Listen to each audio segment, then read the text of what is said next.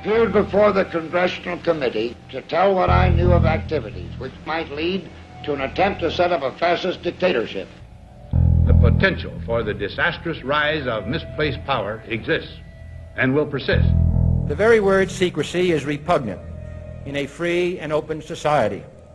And we are, as a people, inherently and historically opposed to secret societies, to secret oaths, and to secret proceedings. President Bush signed a formal agreement that will end the United States as we know it.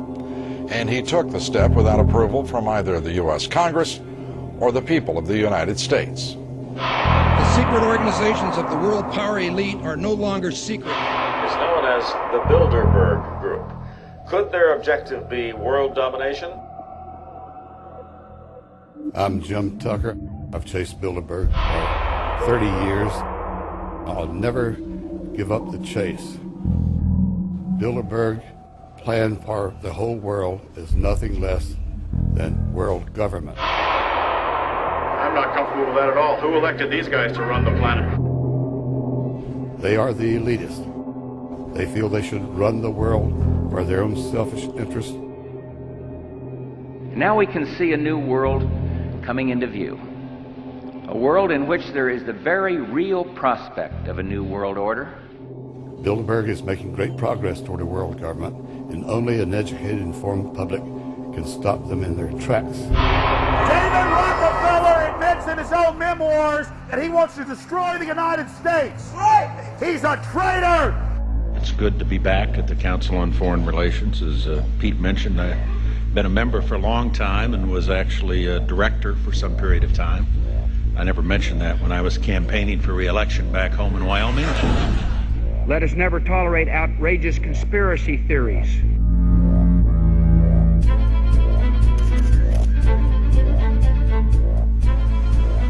I need you to move off the property, please. Some shots were fired.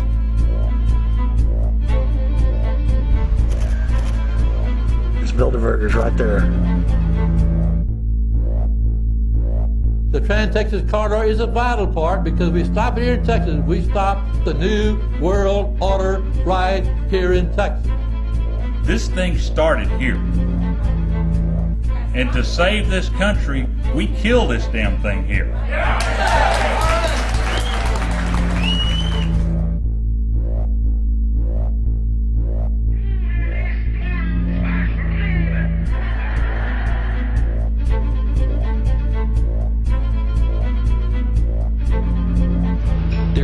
A chance for the President of the United States to carry out a phrase his father used, and that is a New World Order.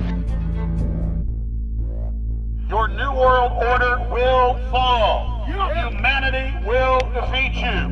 The answer to 1984 is 1776.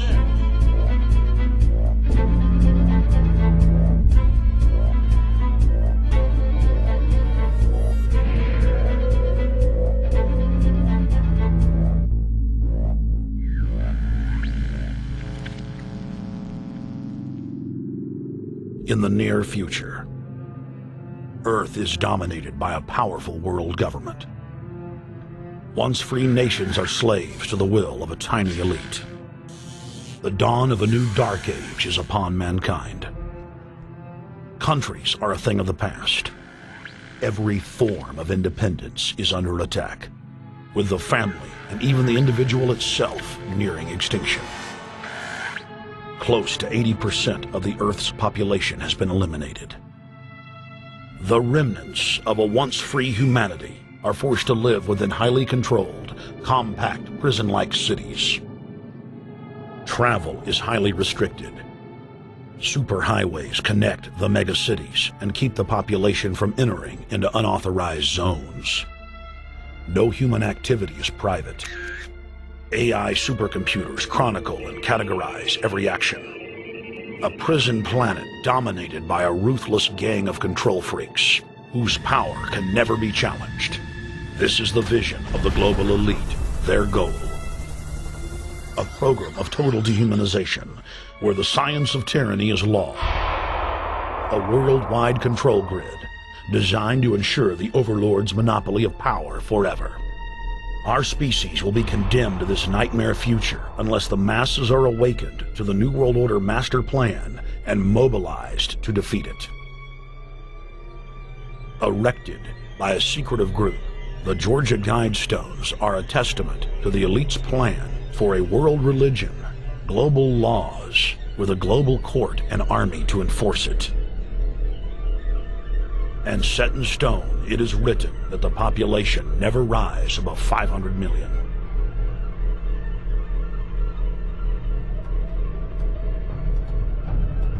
In this film, you will learn how our world is truly governed. You will see how highly secretive roundtable groups interlock to form a global intelligence network. This group has been steering planetary affairs for hundreds of years.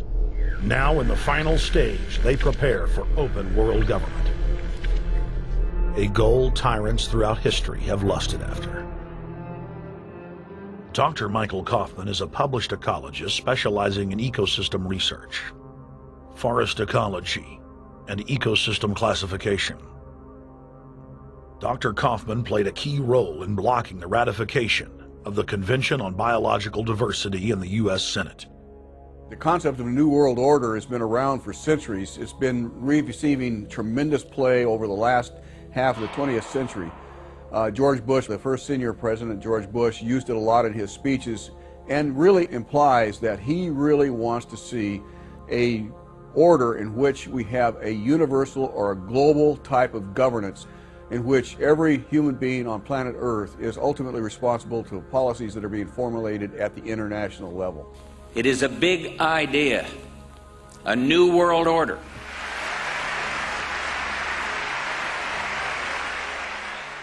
President Bush said that the New World Order was in tune, and that's what they were working for. The UN is part of that government. They're working right now very significantly for a North American Union. That's why there's a lot of people in Washington that don't care too much about our borders.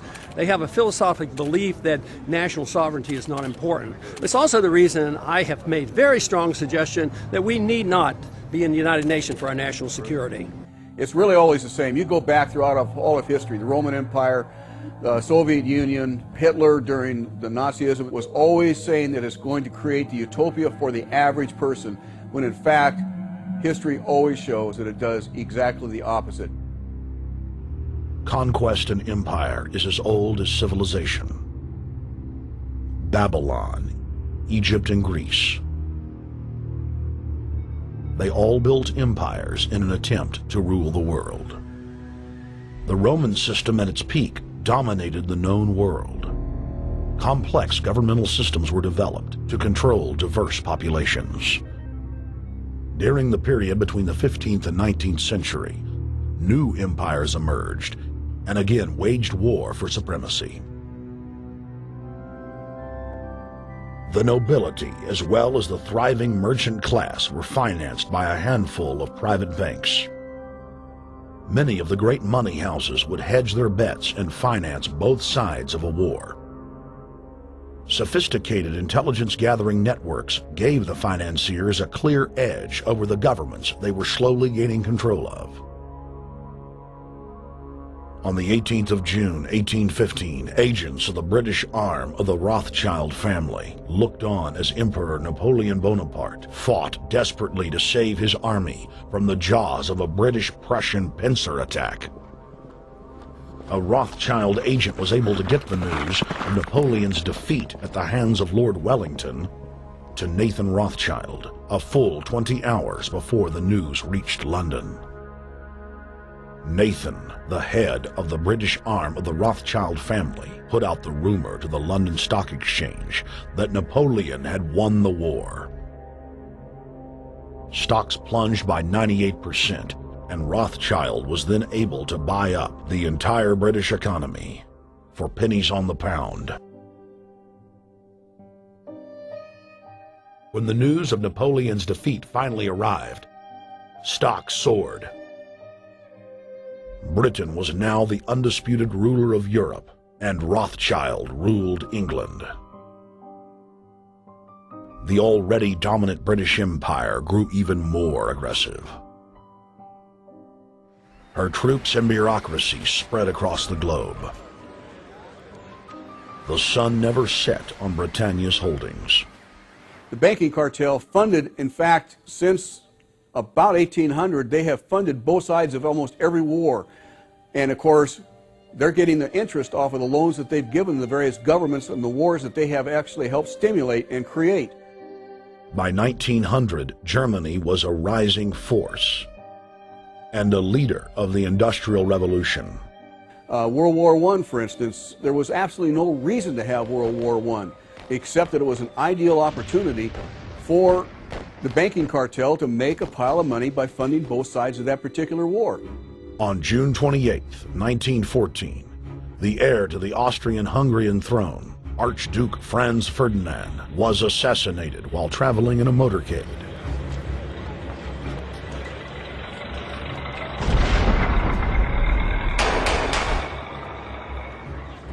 The Black Hand, a Serbian secret society with connections to French and British intelligence, took credit. World War I had begun.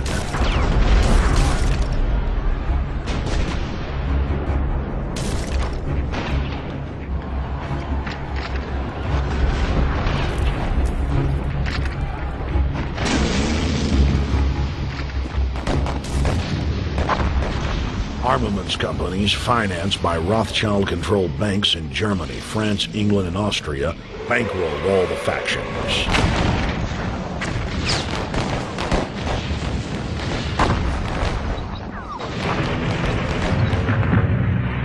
At least 20 million were killed in the war.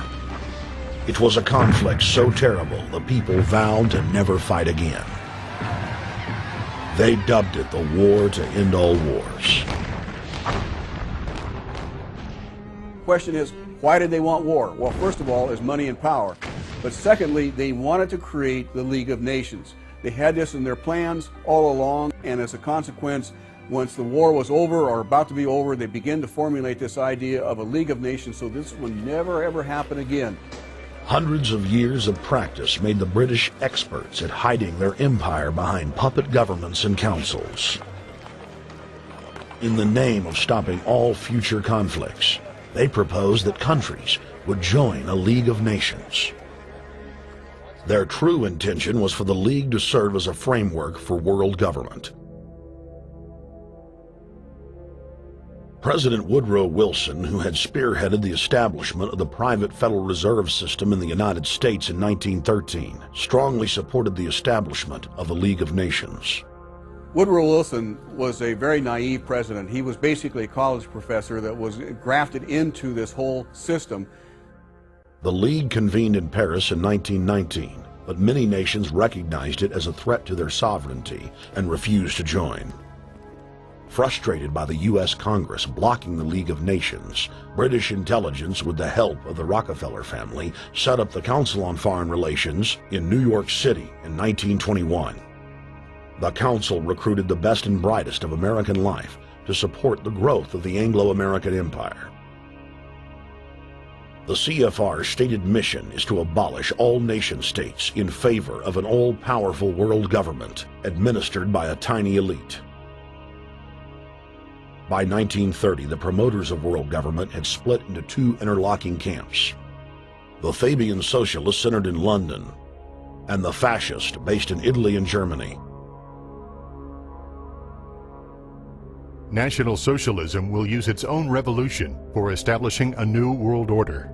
Adolf Hitler. Supporters of the fascists in the United States and England believed that the military should be used to quickly transform the world into a new world order. All the more sophisticated practitioners of globalism stated that incrementalism was the sure path to world domination. Congressional Medal of Honor winner Major General Smedley Butler went public in 1934, exposing an attempt by the robber barons to launch a military overthrow of the United States. The war hero testified to the McCormick-Dickstein Committee in Congress that some of the most powerful men in America had tried to recruit him to lead a military coup so they could set up National Socialism in the United States.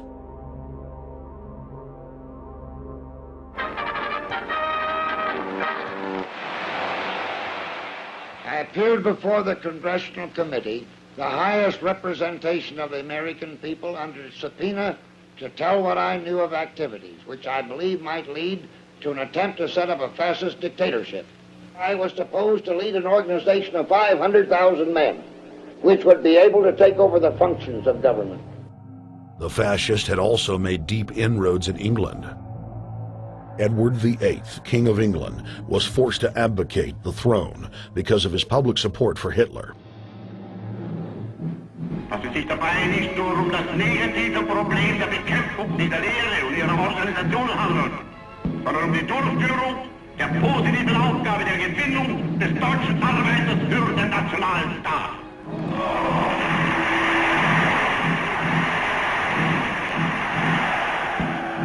Though the German-led fascist camp was strong, the Fabian Socialist bloc was able to maintain control of the U.S., Russia, and England.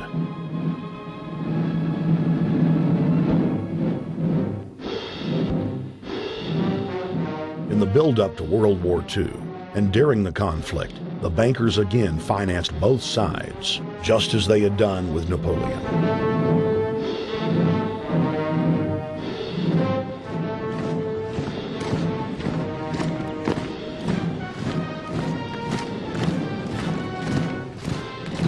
With the rise and fall of the Third Reich, Europe lay in ruins.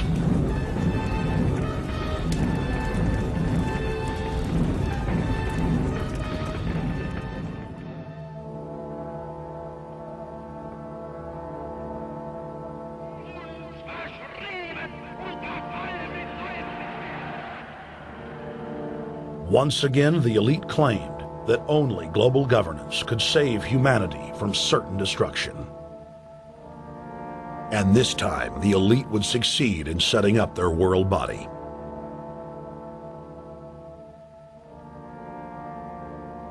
In April of 1945, at the Presidio Naval Base in San Francisco, the United Nations was founded by the victors of World War II.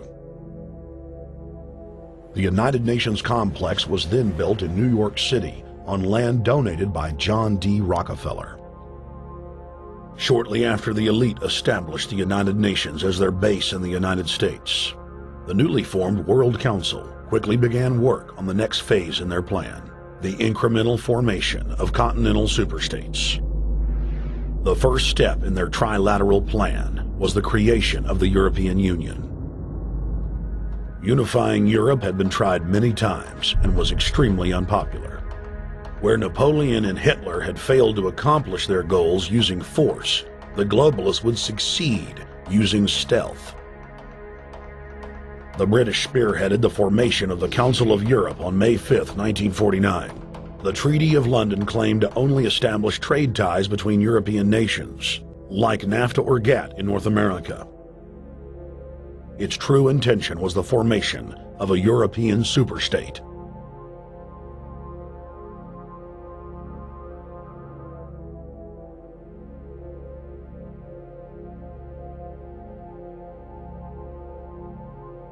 In 1954, the elite of the planet met in secret at the Bilderberg Hotel in Oosterbeek, Holland. The Bilderberg Group would later admit that their mission was the formation of the EU. Once the EU was established, under the guise of trade deals, a North American Union and Asian Union would be formed. The three interlocking superstates formed the core of the global government, while the United Nations would serve as a world regulatory and enforcement body over the Third World subregions. The Bilderberg Group consists of the heads of all of the managing roundtable groups that steer individual countries. Picture the elite power structure of the world as a giant pyramid, with only the elite of the elite at the tip-top of the capstone. The group has been so secretive that until the mid-1980s, the controlled corporate media denied its existence. Into the late 1990s, coverage only consisted of rare one-line mentions.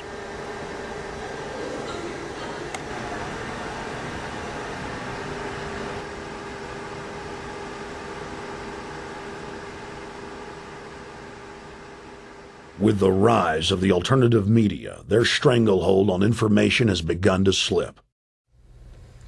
On the outskirts of the national capital today, black limousines with darkened windows converged on a hotel where private security guards imposed ironclad control. The limos carried royalty, political power brokers, and industrial titans to a secret meeting that will last all weekend. It's known as the Bilderberg Group. Could their objective be world domination? Every 4 years, Bilderberg meets in North America, and in June of 2006, we decided to travel to Ottawa, the capital of Canada. The site of Bilderberg.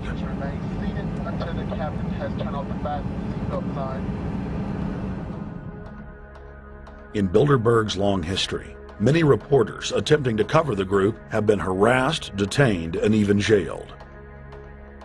I jokingly reassured my cameramen that the horror stories we'd read about were probably exaggerated.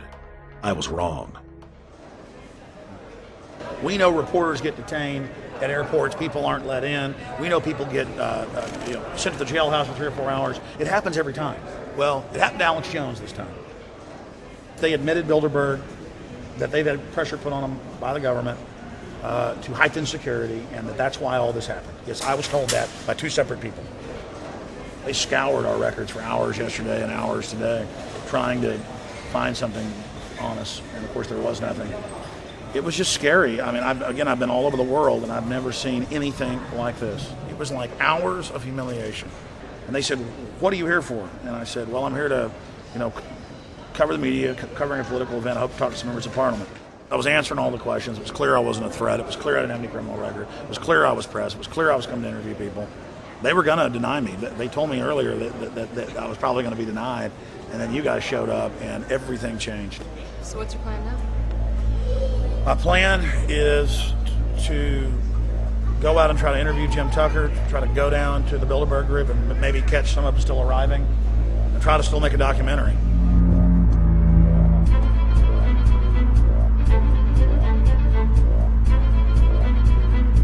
So instead of being here at 8 a.m.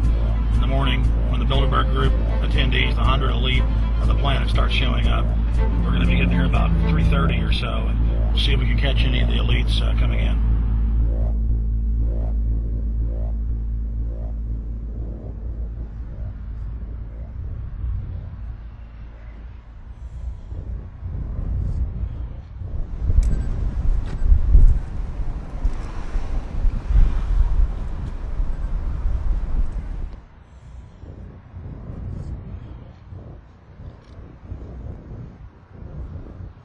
What do you think's on the agenda for this edition of the Bilderberg Society's annual meeting?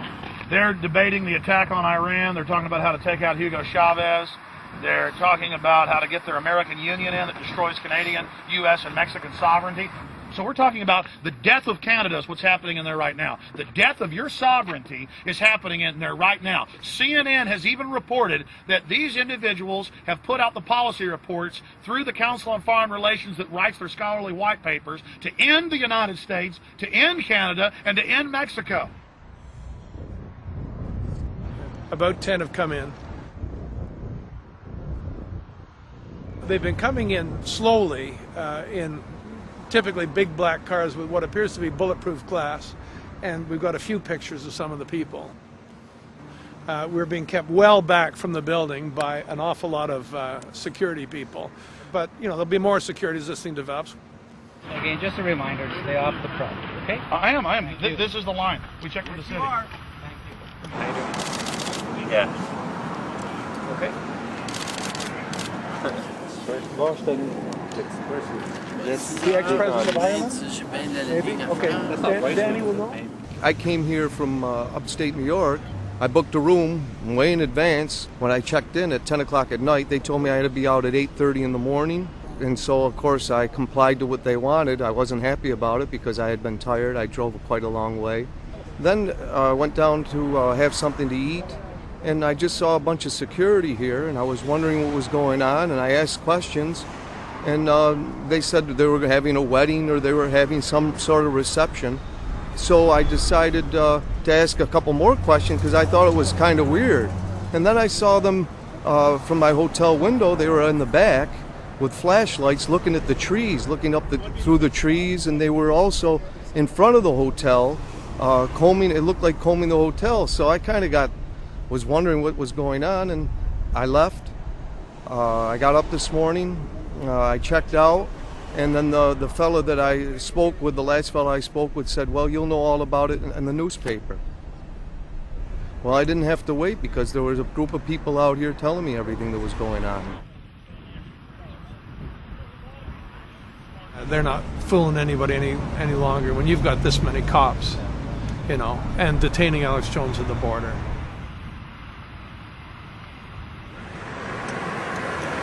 Get them on both sides. Yeah, you crook. Yeah, you're going to go to jail like Ken Lay. Oh, yeah, there's one right there. Hi. Hey, we're not your property. We're not your slaves. We're going to defeat the New World Order. The New World Order is going to be defeated. You realize that? I'm glad you do. Always does throughout history.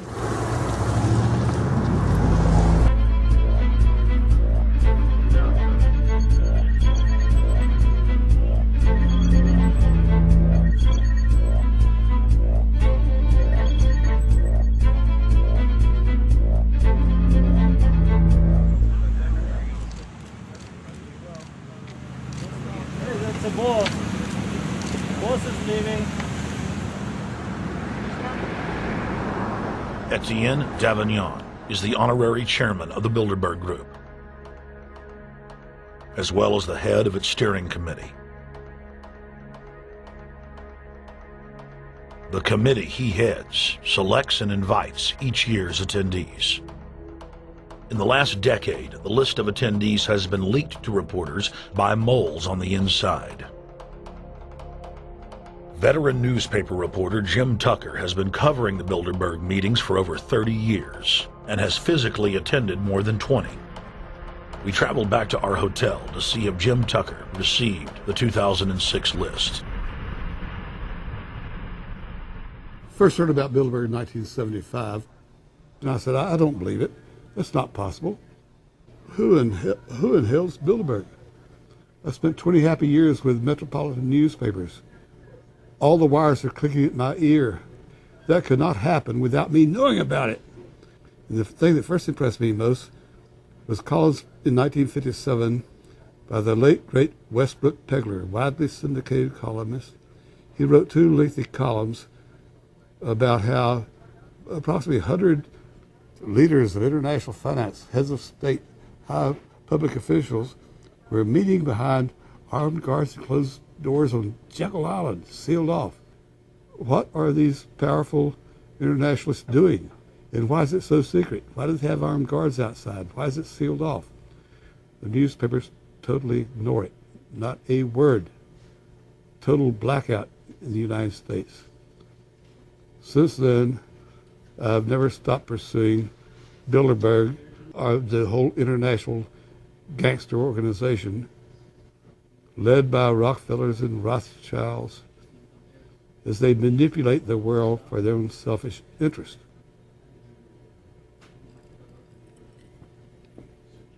Jim, you've been waiting on the list. You normally get it on the first day. You haven't gotten it. We're told it might come in today. How important is that list? It's absolutely essential, although identifying people outside, as we always do, is important too, to find out who is not on their own list. In recent years, someone from Europe has sent a machine copy with a letterhead and so forth without identifying himself. So far, I haven't heard from him.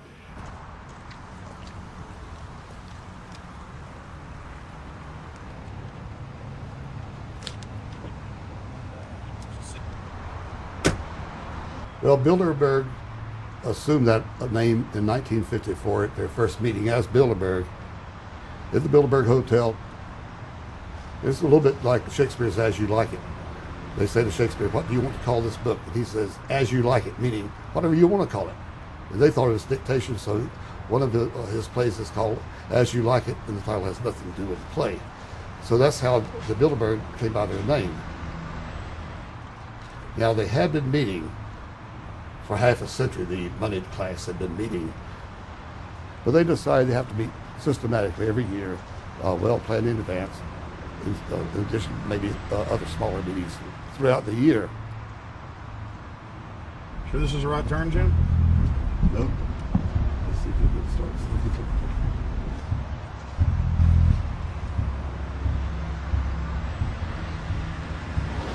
This is the global government. They are setting the world agenda. Inside right now, they're deciding on whether or not there will be a war with Iran. They're deciding whether or not taxes will increase, whether oil prices will be suppressed or increased. There's much more on the agenda that we'll be finding out in the fullness of time. But those are 3 items that are heavy on their list this year.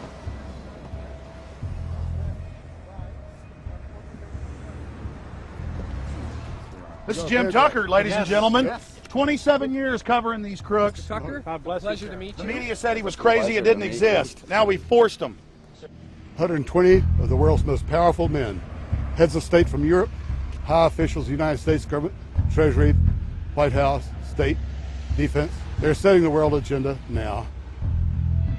The reason they want secrecy is because they're doing evil. Evil is done under the cover of darkness. Good works are done in the sunshine.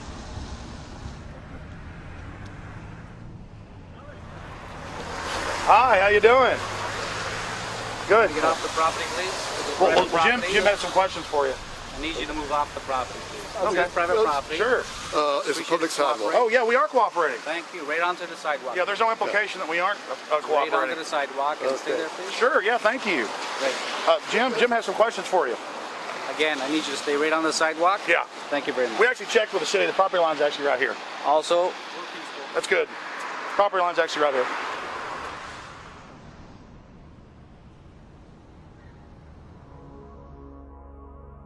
We are on the verge of a global transformation. All we need is the right major crisis, and the nations will accept the New World Order. David Rockefeller. It's David Rockefeller, and they gone black at the beyond the hotel, and they had no bodyguards.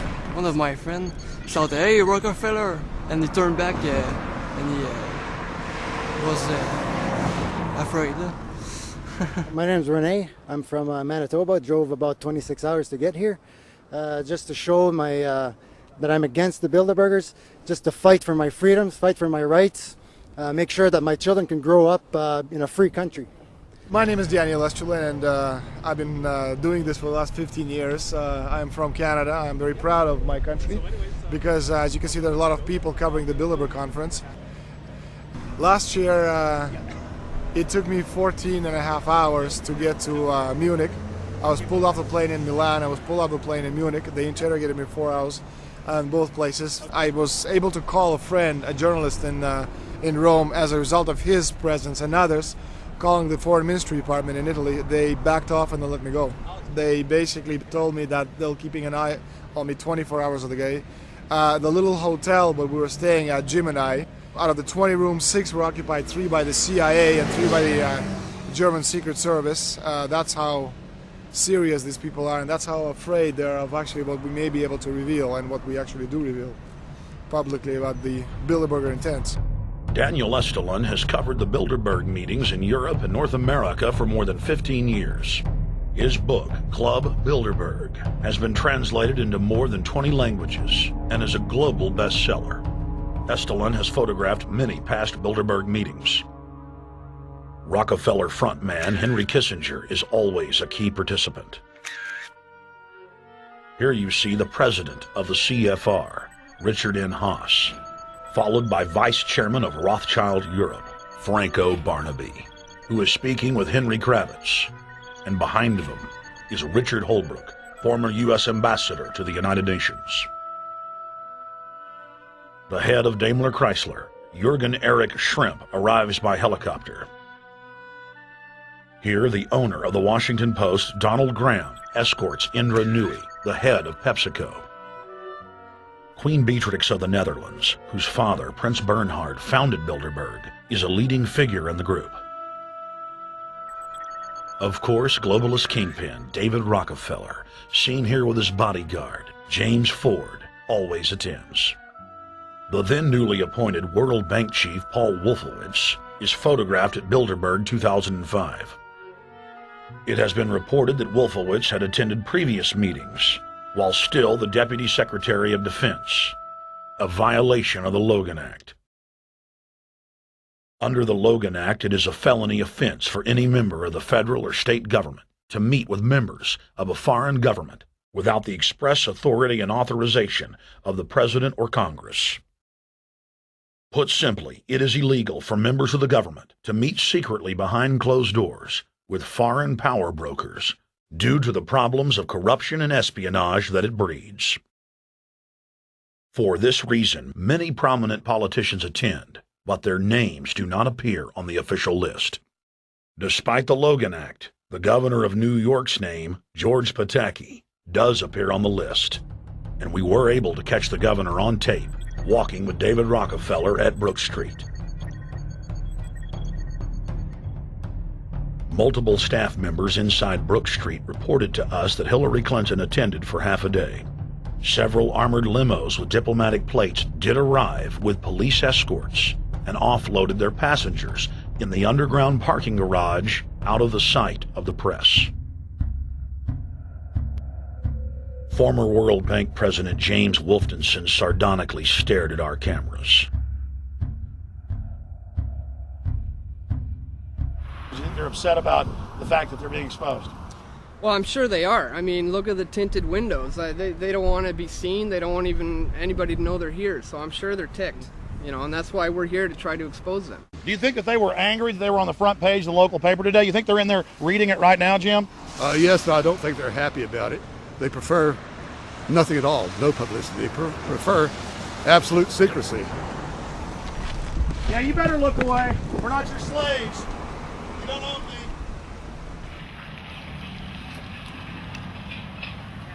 Did you get a list of the attendees and everything, or not?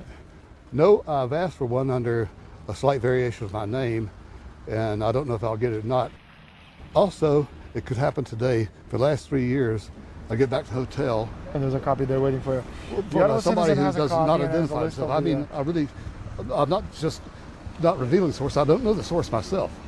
But the facts, because they want the Bilderberg letterhead on it, and makes a nice memento. Perfect. Alex. Yeah. That's Chalabi, eh? You think Chalabi? No, I don't think. I know. It looked like Chalabi. I knew it was a fat guy. Yeah. That was Ahmed Chalabi? Yeah. Oh my God, then they're really going to attack Iran.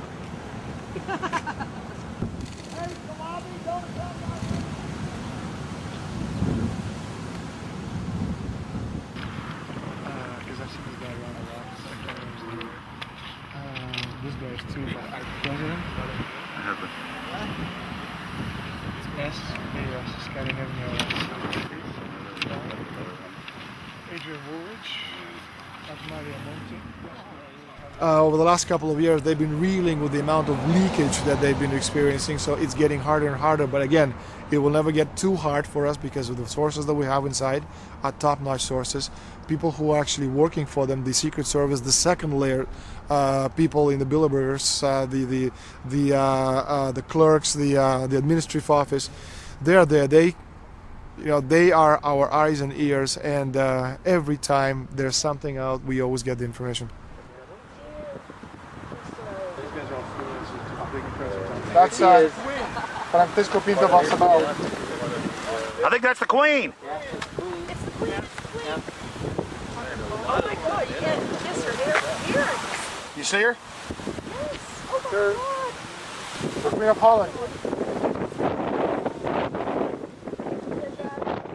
What usually happens, the Secret Service guys who are protecting the Bilderberg delegates, the staff, the cooks, the chefs, when they actually get to see and to hear what some of these nasty people are talking about, they're the first ones to look for us and the first ones to make sure that we get the information from the meeting. We're very rigorous with information that does come out.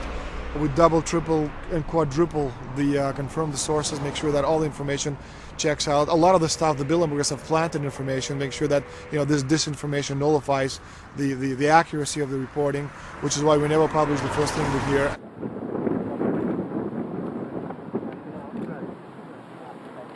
Oh.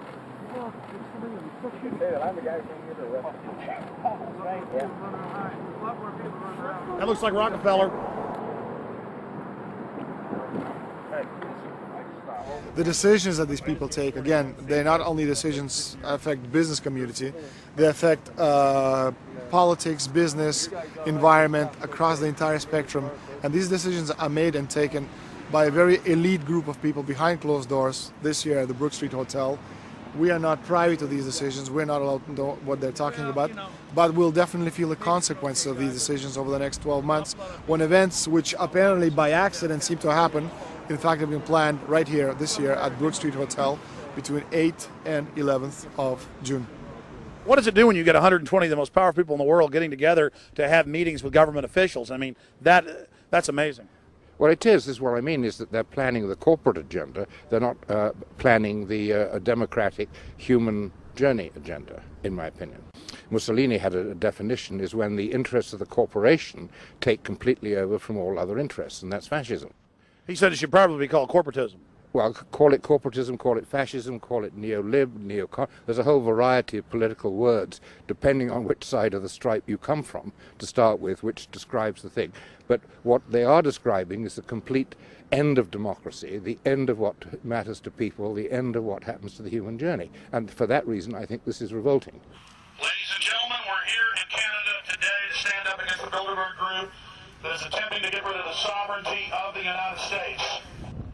The truth of your world government has now been exposed. We know you are ruthless. We know you are evil. To David Rockefeller, to the Rothschild representatives here, to the Queen of the Netherlands, to all of you, we tell you, you are not our queens. You are not our kings. You are not our gods. We do not belong to you. We are not your slaves.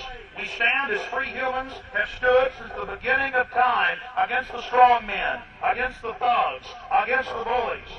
We will defeat your world government. We will defeat world taxation. We will defeat your control grid. God is on our side. I stand before the creator of the universe, and I ask the creator of the universe, as our founding fathers did in 1776, to lead, guide, and direct us, and to give us the power and the foresight and the understanding and the will to stand against your entire agenda, including your final plan of world population reduction of 80% that Henry Kissinger penned in 1973. Why do you put mercury in the vaccines, sodium fluoride in the water? Why? Why do you put cancer viruses in the vaccines? Why have you used depleted uranium now in 4 separate nations? You're arrogant. You have the sickness that elites have had throughout history in their literal and, in some cases, figurative ivory towers. You believe that you're invincible. You will and you are failing now. Your New World Order will fall. Humanity will defeat you. The answer to 1984 is 1776.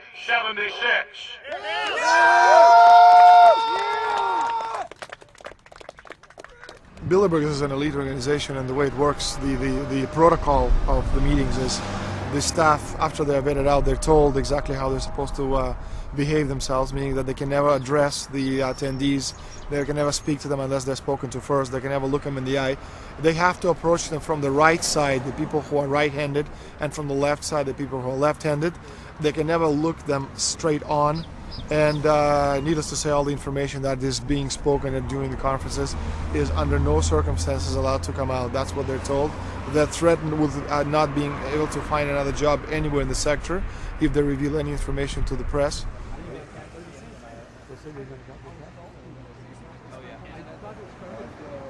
Richard Holbrooke? Ambassador Richard Holbrooke thought the peasantry wouldn't recognize him if he took a stroll off the grounds of Brook Street.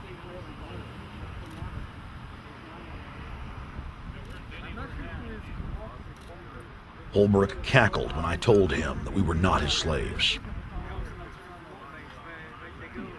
Holbrooke, we're not your slaves, Holbrooke. We're not your slaves.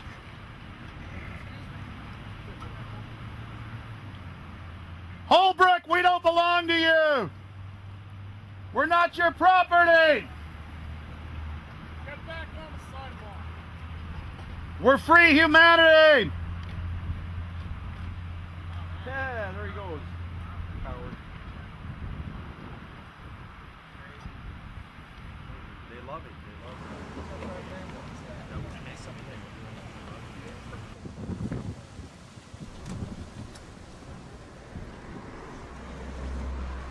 Okay, we're going to be going around the back here, guys.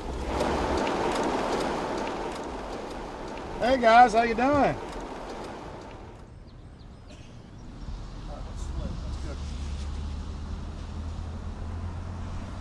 There are several rings of security service.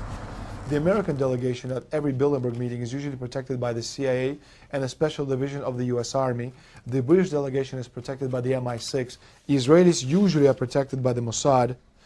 The Ottawa police, in this case, working for the security, they have very little, actually they don't have any information at all on what the meeting is about. They don't know who the Bilderbergs are. Then there's an elite private firm protecting the perimeter, doing all the dirty work, such as shooing off the photographers and bothering the protesters. But, you know, that's like piddly stuff. All the heavy stuff is done by the security service, such as the CIA, MI6. Some years ago, my legs were a little bit stronger than they are now, and I'd crept over a fence under cover of darkness and approached. The cops started yelling and pointing at me, so I ran with speed I didn't know I still had, and some shots were fired, but they were far above my head. I mean, they were intimidating, but they were not really trying to kill me. Not when sharpshooters are fired far above, 20 feet above your head. Bilderberg was founded by David Rockefeller and the Rothschilds in Britain and Europe. They're still the main powers. Baron Evelyn D. Rothschild, a male, attended for many years. Rothschild is still represented. You'll see them on the list of participants. Somebody representing the Rothschild group. They are the main powers behind Bilderberg. The Dutch Shell is part of the Queen's fortune. Of course, the Rockefellers have always had heavy oil interests. That was the original source of their old money from the old man. Jim just got the official Bilderberg letterhead list from his mole inside the Bilderberg group. Let's go look at it.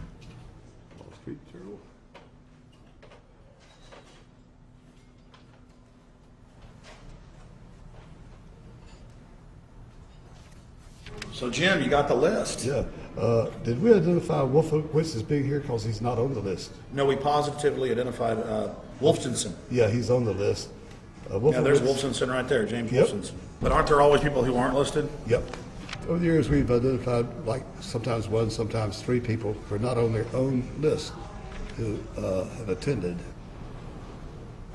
Now, I think what is very difficult for most people to understand is how such a small group of 125 men and a few women control a population base of 6 billion people. Actually, it's much easier than you think. These people work on what I call systemic methodology, meaning that you take a pie, just imagine you take an apple pie and you slice this apple pie into lots of very small pieces, and you put in front of each one of these pieces your men or women of trust. And by controlling this individual, you control an entire organization. For example, if you take Paul Wolfowitz, who runs the World Bank, through him you can control the entire organization. You don't need to control what the dishwasher or the toilet cleaner thinks or does or believes in. You just need to control what he does and what he believes in. And what he does will permeate the entire organization. And that's how you control, with very, very small power base, an entire global population of 6 billion people. Bilderberg is making great progress toward a world government. They have created a superstate in Europe called the European Union. They're intent on creating a Western Hemisphere Union called the American Union. NAFTA is to be expanded into every country in this hemisphere. As NAFTA expands, it will take on the role of the American Union. And only an educated, informed public can stop them in their tracks. We went into downtown Ottawa and talked to locals to learn if they were aware of the elite meeting in their city.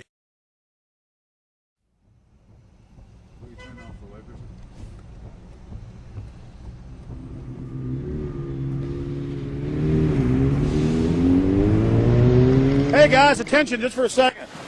I just need to tell you that a group just met here in Canada and they're trying to get rid of your sovereignty, merging you with the U.S. and Mexico. See, it's not funny, I'm serious. And your news isn't going to tell you about this. This is deadly serious, so I'm just letting you know and I'm telling you about it. As they say, they are the guys that run the world. They make the decisions for we just carry it out. Sir, did you hear about the Bilderberg Group meeting here in town, the 120 most elite people in the world? No. Hey, did you know that the elite's meeting here in town right now? Have you heard about it? The 120 crime bosses? None of you have heard of it? None of you guys have heard of the Bilderberg Group? They're meeting right now. In the city, around 10% of the people were aware of the New World Order agenda. When we traveled to Parliament, close to half of the people we randomly spoke to were informed.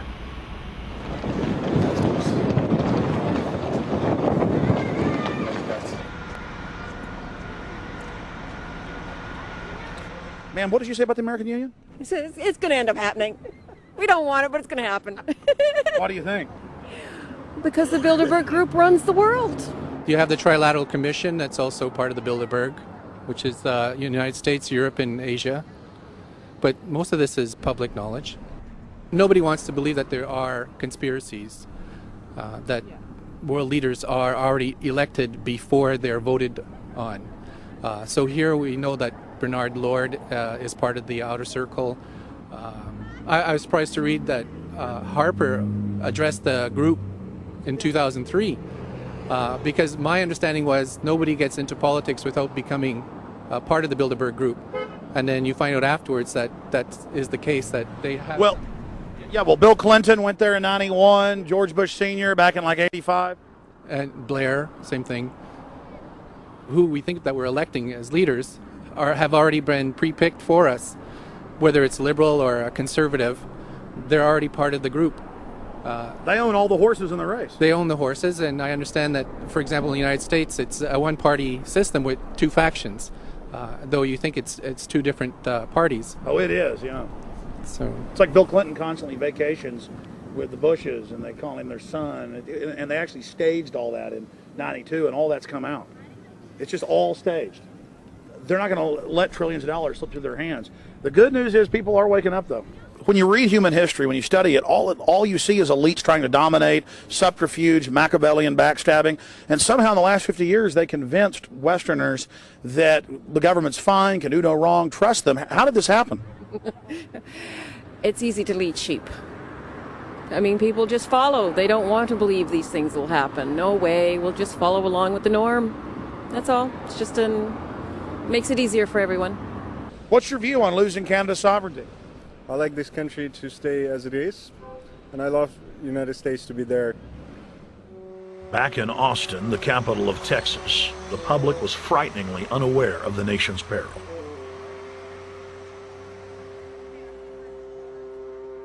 Have you heard about the North American Union? Not really, no. I don't watch TV. No, I haven't. Interesting. I was not aware of that. I don't know exactly what you mean, so... I don't think there's going to be a merger of the three nations. No, I have not. No. No, I didn't know this was happening, so... Yes, I have. Oh, you have heard about it? Yes. After that big rally the other day, don't know about it? I don't know about it. No, I have not. Have you heard of the European Union? I have, yes. Are you aware of the European Union? Oh, yeah, of course. Have you heard about the European Union? Heard about them. Do you know about the European Union? No. Europe, 15-member group expanding? A what? 15 nations of Europe merging in 2000. Whatever. For over 50 years, the Bilderberg Group constructed the European Union by stealth under the guise of trade deals. Now the elite are using the same secretive program to complete the North American Union. But this time, superstate integration is on the extreme fast track. International agreements like NAFTA, GATT, and APEC were just stepping stones in the formation of the NAU. The North American Union was officially born at Baylor University in Waco, Texas, on March 23, 2005.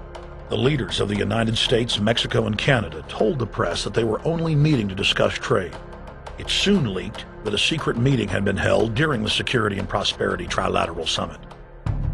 The three governments had refused to release the secret agreement to the people. In September of 2006, their treasonous operation was blown wide open.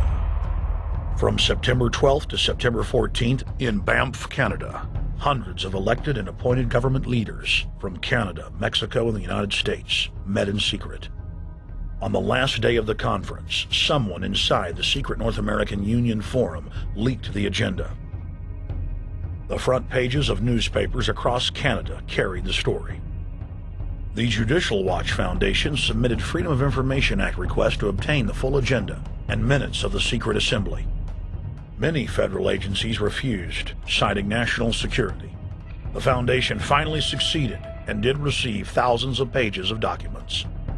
The documents marked unclassified are the blueprints of a shadow government ruling by bureaucratic and executive fiat. The pages chronicle an already operating North American Union. Transportation, law enforcement, agriculture, regulation, banking, manufacturing, construction, education, immigration, and even the military are being merged with no input from the people or their elected representatives in Congress and Parliament. One of the first items on their agenda was to stress how important it was that their plan, quote, be carried out by stealth. The controllers also talked about exploiting the public's fears of climate change to push a continent-wide tax to fund the new government. Globalist tool Robert Pastor is incessantly paraded on the world stage as the man behind the North American merger. When he testified before Congress, he pushed the idea of a continental security perimeter that erases national boundaries and merges the security apparatus. The best way to secure the United States today is not at our two borders with Mexico and Canada, but at the borders of North America as a whole.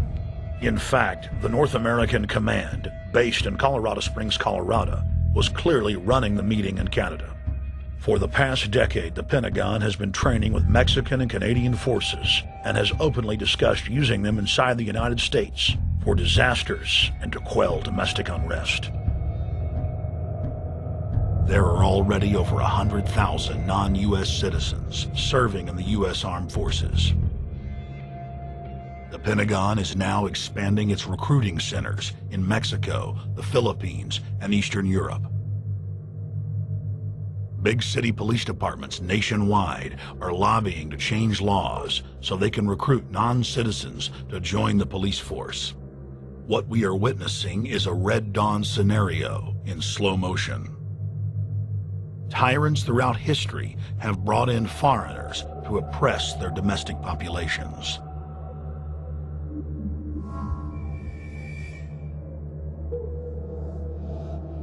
When their coup by stealth was exposed, the three governments went into damage control mode.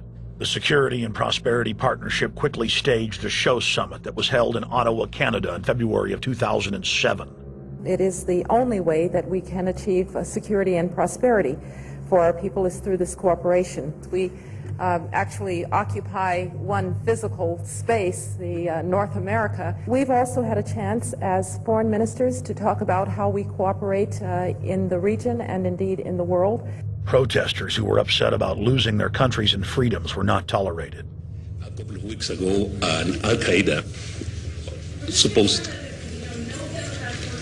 Whatsoever, the Security and Prosperity Partnership has been signed without any sort of parliamentary debate. Globalist publications have been open with their frustration that the population has not bought their latest PR stunt. As integration inside the European and American unions accelerates, the superstates themselves are being merged. On April 30th, 2007, a summit was held at the White House. The Security and Prosperity Partnership's secretive approach had alarmed the public. So this time, President Bush, German Chancellor Merkel, and EU Commission President Barroso hid their treachery in plain sight. Thank the Chancellor and Josie very much for the transatlantic economic integration plan. And for that too, we need to develop a common market, common standards. So this is indeed a very important agreement, an agreement that also brings with it a transatlantic economic council to be a permanent body with senior people on both sides of the Atlantic that will look at all those issues in a concrete manner, in which way we can make it move forward. The BBC reported that the US and EU had agreed on a single market. By announcing a new economic community integration, they were simply repeating what had been done in America and the EU on a larger scale. The accord states that the two blocs will aggressively push regulatory convergence in more than 35 areas, from financial services, intellectual property, military, education, mergers and acquisitions. They also agreed to jointly push a global carbon tax. We recognize that we have a problem with greenhouse gases. We agree there is a global threat, it's a serious threat. We agree there is the need to establish a limit to greenhouse gases. We need to discuss the possible pricing of CO2. How can we translate this into a market economic compatible scheme? We have agreed to establish a high-level group, a forum. This EU-US result is translated into the G8, debated together with the outreach countries, China, South Africa, Brazil, among others, and India. A global solution to a global problem. If Bilderberg succeeds, America falls. All the victimized countries lose their sovereignty. Bilderberg is not a person, it's not an idea, it's an ideal, a very powerful group of people working together and from the positions of ultimate and absolute power, destroying every constitution on earth, no matter how powerful the constitution of the nation is. That's what these people do. The African Union arose out of the African Economic Community, set up in the early 1980s. The African Union is financed by a consortium of international bodies, governments, and corporations. The African Union Army serves as an enforcement arm for the New World Order's exploitation of Africa. In Asia, APEC and ASEAN have announced plans to form the Asian Union, consisting of Asian and Pacific nations, having more than 3 billion people within its borders. APEC will become the Asian Pacific Union, and the world is to be divided into 3 great regions for the administrative convenience of the world government in which the UN is to evolve. As the unions form individually, they are simultaneously merged to form the first planetary government. They're trying to destroy every nation on earth which is trying to promote progress, because these people basically they are landowners. They don't need progress because they control the land. If you take the most powerful man in London, the people who belong to the Council and the Committee of 300, who belong to the Bilderbergers, the British royalty, the Guelphs, the black nobility of Venice and Genoa, these people they're landowners. The New World Order is the Old World Order. I mean, it's just the names have changed, the appearances have changed, but the concept hasn't changed. The idea is still to bring the men back, kicking and screaming back to the Middle Ages, post-industrial age world order. One of the things that is very shocking to most Americans is the fact that the United Nations Global Biodiversity Assessment, which came out in 1995, clearly shows that in order to protect planet Earth, we have to go back to a feudal system. They actually said that in the document. To craft a modern feudal society, the globalists are implementing a standardized North American Union ID card to track, trace, and control their serfs as they travel throughout the 3 regions of the NAU. Building on the massive displacement of humanity caused by globalization, the New World Order is rapidly constructing the physical infrastructure of the North American Union, the NAFTA Superhighway Control Grid. I'm Arthur Peterson, Colonel retired in the Army. I see things today that are happening that would make my friend who died in World War II turned over in their grave. To think that people would even consider confiscating land of farmers and ranchers and taking their homes away from them to turn it over to a foreign company in Spain, which was controlled by Don Carlos, I understand, a notorious socialist, and they get the tolls on Texas land for 50 years. The proposed Trans-Texas corridor would be a patchwork of superhighways and railroads stretching 4,000 miles from the border of Mexico, cutting through Texas to Oklahoma. A lease has been signed that would make Texas Highway 121 a toll road. A private Spanish company won the bid to build and collect the tolls for the next 50 years. These deals with private companies are being negotiated largely in secret, and many state lawmakers are worried taxpayers are being sold down the road. Critics say it's a threat to our national security. It's part of a plan for a North American integration being carried out by government and corporate elites without congressional or voter approval.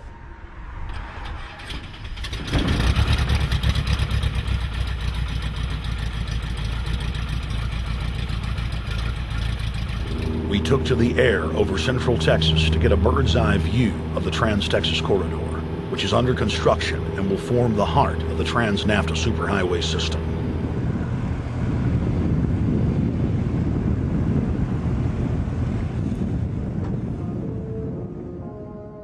History repeats itself.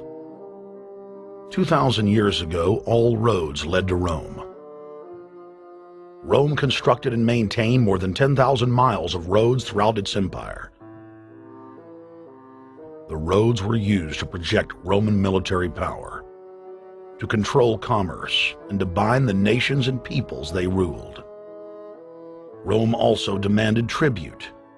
Roman subjects from Albion to Judea were forced to pay a tax to use the roads. The Romans would then use the tax to dominate their subjects. Today's superhighways are a powerful tool in the globalist arsenal.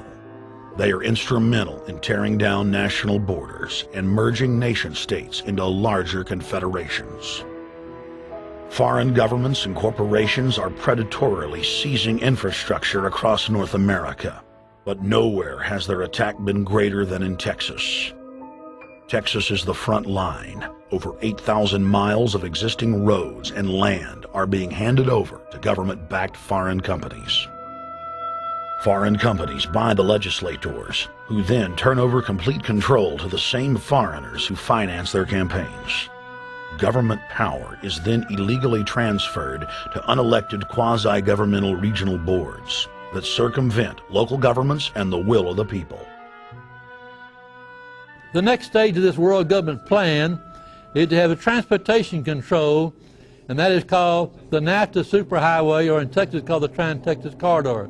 It confiscates 584,000 acres of land to be transferred into control of a Spanish company which will collect tolls in Texas for the next 50 years, and there's no limit in the amount of tolls that can be collected. More than 80 federal and state highways have been designated as international arteries. The I-35 NAFTA corridor starts deep inside Mexico and travels through the middle of the United States and ends in central Canada. Container ships from Asia dump their cargo on the Pacific side of Mexico. It then travels duty-free by rail to the new Kansas City inland port, now considered sovereign soil of Mexico, in the heart of the United States. Under international agreements, predominantly foreign companies are placing tolls on already existing paid-for roads. Federal, state, and corporate documents show that they will then use the revenue raised to build up the transportation infrastructure of Mexico, not the United States or Canada, so foreign-made products can pour in even faster from Mexico. Revenues raised will also be used to fund the fledgling North American Union and its growing bureaucracy. Bottom line, they're using our own money to enslave us. First of all, they're proposing a North American tribunal, which would be similar to what we have in Chapter 11 of the NAFTA agreement, which is trumped by international law. The U.S. Supreme Court and our Constitution could potentially be rendered invalid, and what we would have is new North American business law that would trump what we have here in the United States. What is also interesting to note that the NAFTA headquarters is in Mexico and controls the United States trade and rules against the United States Congress, and no one seems to challenge it. it's very probable and probably inevitable that our right to bear arms would be challenged in a North American court. So this is just an example of what's happening and what's being proposed. We want to keep our trial by jury system. We want to keep our right to keep and bear arms. We want a system where we have a Supreme Court and not have a tribunal that will be superior to the Supreme Court. In 2005, Cintra, a Spanish-owned company, signed a secret agreement with the Texas Department of Transportation to erect toll roads on existing roads and to toll new roads that were completely paid for by tax dollars. There are people, believe it or not, in Texas who don't know what the Trans-Texas Corridor is. TTC 69, which they'll have the environmental hearing starting this spring on, runs through my part of the state. And there are people over there who have no idea what's fixing to come in their backyard.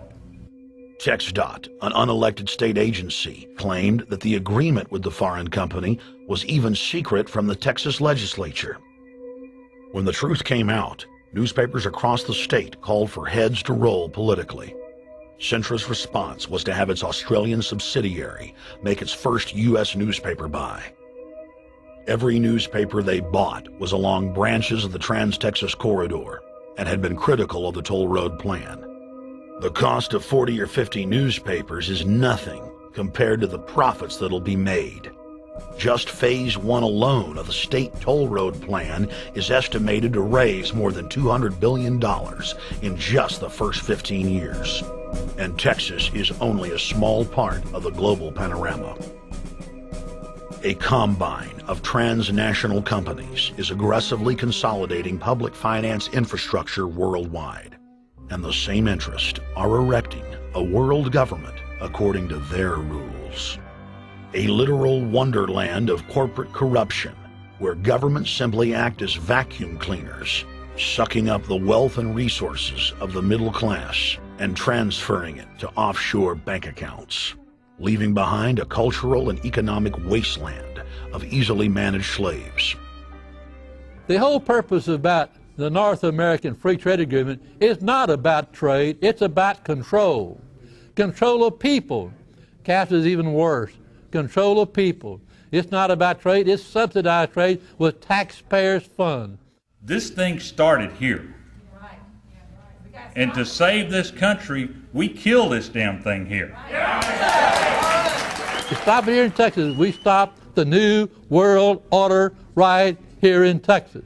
Polls consistently show that over 90% of the people are against the NAFTA highway systems and its toll roads.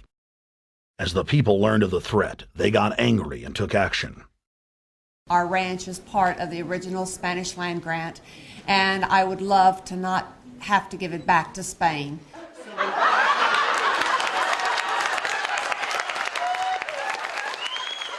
Opponents of a proposed superhighway today held a major protest.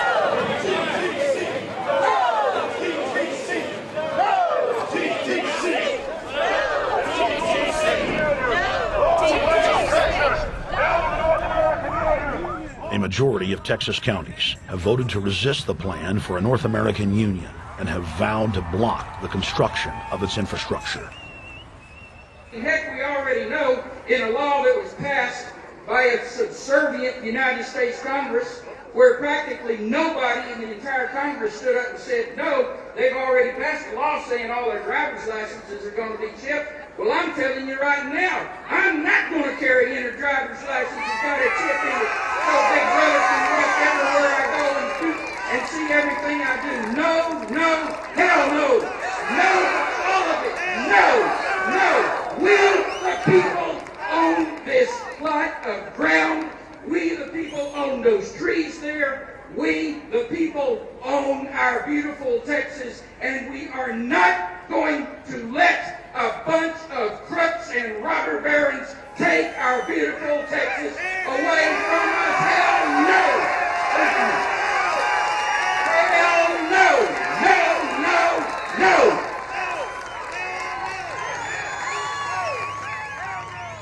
RFID tracker chips embedded in state inspection stickers and toll tags are already being used to track the population. The new system is also meant to control growth and steer development through so-called smart growth. smart growth, which is nothing more than an effort to bring control into the cities. You have the rewilding of America and the Wildlands Project, the Convention on Biological Diversity, which is to control our rural population. Toll roads on interstate highways nationwide are walling off exit ramps to small towns and rural communities, and are creating ghost towns by design. This trend is accelerating under the NAFTA highway system and is meant to rewild more than half the country. All of these things are designed to bring more and more control to bureaucracies rather than to the independent individual, the sovereign individual of this nation. What brought me into this whole discussion was the fact that while I was doing this multi-million-dollar research effort in the 1980s and early 1990s, I became aware of an agenda basically to lock up one half of the United States into wilderness corridors and reserves. What's called the Wildlands Project, but it was also a key cornerstone of the United Nations Convention on Biological Diversity. It was during that study in which I began to realize that this was not an effort to protect the environment, but an effort to control you and I. They were dividing the United States up into little compartments in which they would rip out roads, which they would rip out whole communities and put them back in the wilderness. The federal highway system was designed by Pentagon war planners in the 1950s to serve as a rapid deployment conduit to move ground forces for the defense of the United States during invasion. The unconstitutional Northern Command is now using the highway system as a force projection matrix to dominate populations across the United States. Through federally funded emergency command centers, county and city governments are being quietly federalized nationwide. Billions of dollars per city is being spent to install millions of surveillance cameras. Every town and hamlet, no matter how small or remote, is surveilled. License plate reading software tracks Americans' movements wherever they go. New systems are being deployed that scan your face, read your lips, and analyze your walk. Under the treasonous Military Commissions Act, American citizens can be secretly arrested, stripped of citizenship, flown to offshore torture camps, and secretly executed. Under Section 802 of the Patriot Act, all misdemeanors are considered terrorism. Federal police squads, called Viper teams, randomly force Americans to line up and show their papers. From the sidewalks of Miami to the subways of New York to the streets of Houston, Texas, citizens are being searched by heavily armed gangs of paramilitary police.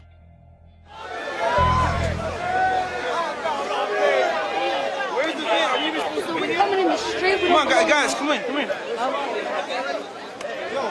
Yo, can you get that camera off of us, sir? Sir, can you get that camera? United States, First Amendment. All right, but you can get that camera. I'm saying get the camera out of my face. That's what I'm saying. You're on the streets of New York. So what does that mean? I'm saying get that camera out of my face. That's what I'm saying. It's a free country. Fuck wrong with It's a free country. Get this damn camera out of my face. Hey, this isn't Nazi Germany. There's no camera in your face. God. Hey, move to Russia, okay? Yo, Sarge, we can have cameras on the streets. I said get it out of my face. Your guy starts cussing at us out of the blue. I said get it out of my face. That's what I'm saying. It was never in your face.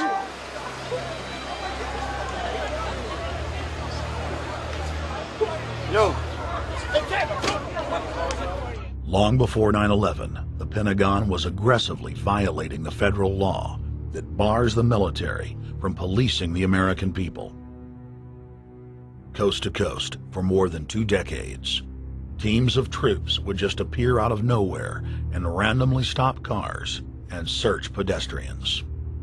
The acclamation accelerated with regular Army searching bags at the Super Bowl and the Kentucky Derby, as well as other high-profile events. Then President Bush signed a Defense Authorization Act, which radically increased the funding for the already bloated shadow government.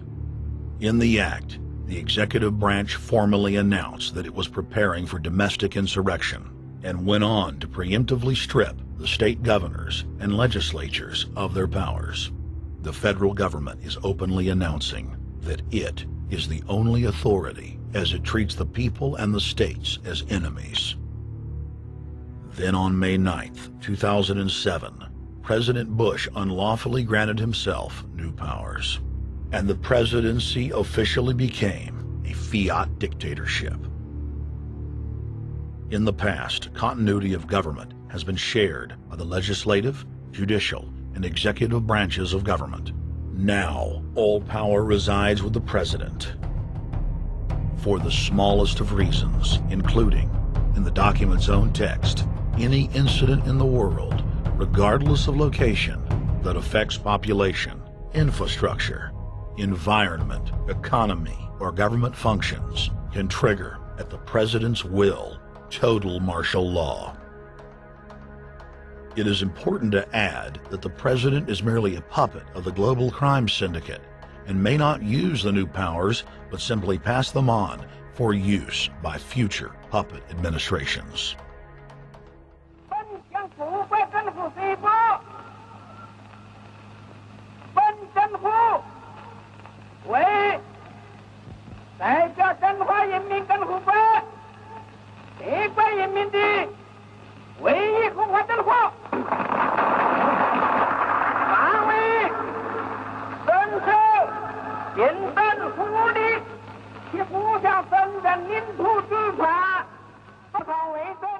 Приобретена эта победа.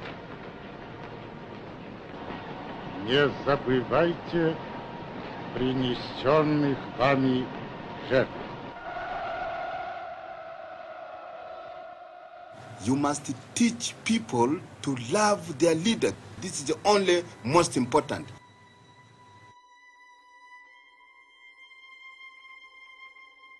Why don't we learn from the mistakes of our ancestors? Why does humankind find itself bound in a cycle of bloodshed and enslavement? Predatory elites have always rationalized their oppression by claiming that they are superior and have the divine right to rule, when all they really are is a gaggle of ruthless psychopaths, parasitically feeding on the host population until their cancerous movement causes the collapse of the host. There have been thousands of tyrannical governments in history, and less than 10 that can truly be called free. In the 20th century alone, over 150 million people were murdered at the hands of the state. In Russia, the Red Terror consumed the lives of more than 60 million men, women, and children. Hitler's war killed 22 million. During Mao Zedong's reign alone, more than 60 million peasant farmers were killed. And the list goes on. 300,000 innocent civilians killed in Guatemala. More than 2 million souls brutally murdered by the government of Cambodia. 1,500,000 killed in Turkey. 300,000 in Uganda. 800,000 plus hacked to death with machetes in Rwanda. Sadly, there are too many examples of innocent families being exterminated by their governments on an industrial scale to name them all. It is a historical fact that the state is the #1 cause of unnatural death. If you take the 150 million people killed by power-mad government in the last century and divide it by 100,000, the number of souls lost would fill the biggest sports stadium, packed with 100,000 screaming fans, 1,500 times over. That's 1,500 sports stadiums, crammed with 100,000 people each, all exterminated. For those who think it can't happen here, or won't happen to them, you have been warned. The carnage witnessed in the last 100 years was only the preparatory phase of the New World Order's master plan. 稍有常识的人都会看出，如果我们的铁骑继续前进，这个螳臂挡车的歹徒难道能够阻挡得了吗？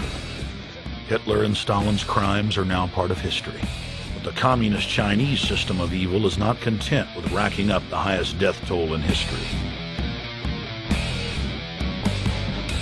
The mass murder and enslavement is still going on today and enjoys the full support and sanction of the New World Order. 摄像机拍下的这个画面，同西方某些国家的宣传恰恰相反。正好说明了我们的军队。 Communist China serves as a globalist laboratory, a proving ground where 1.4 billion people live out their lives as guinea pigs who serve as test subjects for the formulation of the brave new world. U.S. and British forces worked closely with Mao Zedong during World War II, and at the end of the war, they secretly backed Mao in driving out Chiang Kai-shek and the Nationalist. The OSS, and then the CIA, believed that Mao would have a stabilizing effect. Bill Clinton's mentor and Georgetown University political science professor Carol Quigley explained in his book, Tragedy and Hope, how the Anglo-American Roundtable groups backed every brand of authoritarianism, from communism to fascism, to ensure that a centralized government dominates the population and the economy as planned. The elite are monopoly men. They seek to create monopolies and dominate populations through the barrel of a gun. In their writings, the leadership of the New World Order has continuously heaped praise on the corrupt communist Chinese model.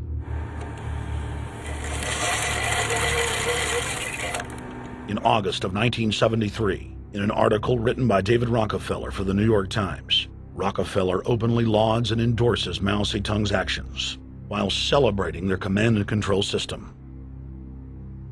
Whatever the price of the Chinese Revolution, it has obviously succeeded not only in producing more efficient and dedicated administration, but also in fostering high morale and community of purpose. The social experiment in China under Chairman Mao's leadership is one of the most important and successful in history. David Rockefeller, New York Times, August 10, 1973. Communist China is the model planned society for the New World Order. China has received more United Nations awards for its policies and form of governance than any other nation. In the eyes of globalist planners, authoritarian China is the future. China adopted the dreaded one-child policy due to lobbying from a consortium of eugenics organizations, which includes Planned Parenthood and the United Nations. Couples that have more than one child face heavy fines and imprisonment. The practice of forced abortion in China, coupled with the cultural desire to have a male child, has plunged China into a deepening crisis where there are 30 million more men than women. The Chinese police state ruthlessly crushes all forms of dissent.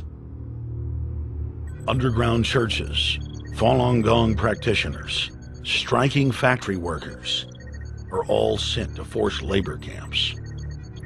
Their blood and tissue types are cataloged in preparation for organ harvesting. The Chinese government then sells the prisoners' organs to the highest bidder on the world market. If a wealthy patient chooses to fly into China, the prisoner is killed and the organs are implanted. If the organs are being flown out of the country, a mobile execution van extracts the organs on the way to the waiting aircraft. The social engineers of China aggressively euthanize the elderly and disabled. China is merely following the globalist blueprint for the world. The same system of total dehumanization is quietly being phased in worldwide. Depopulation should be the highest priority of foreign policy towards the Third World. Henry Kissinger, 1974. There's a need for a new world order, but it has different characteristics in different parts of the world. Now, none of this may succeed this time, but this to me is sort of the outline by which someday, in the next few years, a solution will emerge. Where does this mindset come from? Why do the elites kill the largest masses of people when no one is resisting them, when they've already attained total control? What ideology drives the elite psychopath? Since Plato's time 2,400 years ago, state planners have openly proclaimed their desire to control every detail of the commoner's life. From breeding programs to mass extermination of undesirables, the dark dream has continued on for millennia.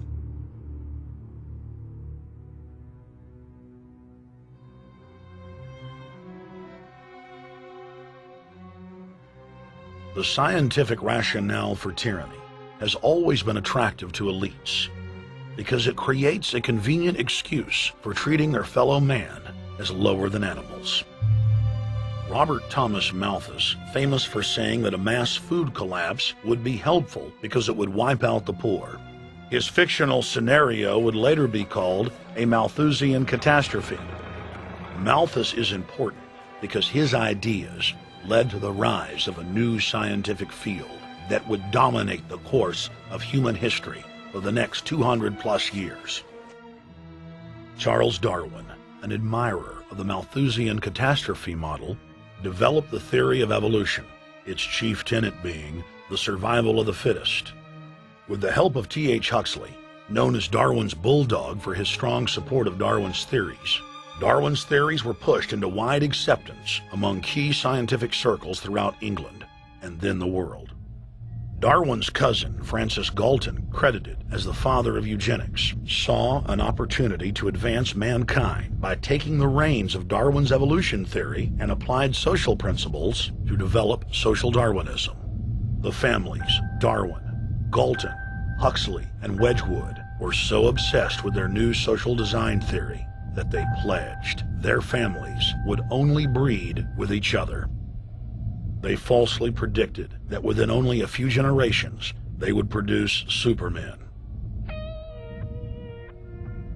The emerging pseudoscience was only codifying the practice of inbreeding, already popular within elites for millennia. The four families experiment was a disaster. Within only 2 generations of inbreeding, close to 90% of their offspring either died at birth or were seriously mentally or physically handicapped. The moneyed class of the planet, and particularly the royal families of the world, were already obsessed with breeding and filled with a predatory disdain for the underclass, seized on the new science and began aggressively enforcing its aims worldwide.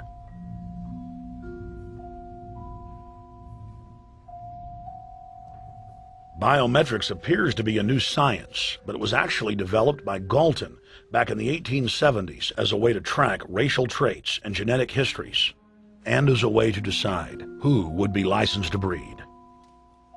In 1904, the Cold Springs Harbor Research Facility was started in the United States by eugenicist Charles Davenport with the funding of prominent robber barons Carnegie, Rockefeller, and Harriman. In 1907, the first sterilization laws were passed in the United States. Citizens with mild deformities or low test scores on their report cards were arrested and forcibly sterilized. You're 17, aren't you, Alice? Yes, but what have you done with my folks? Well, we're trying to help them, Alice, and you too. They were taken to the hospital this afternoon. Hospital? Wasn't none of them sick this morning? We thought it necessary to present your family's case to the State Medical Commission.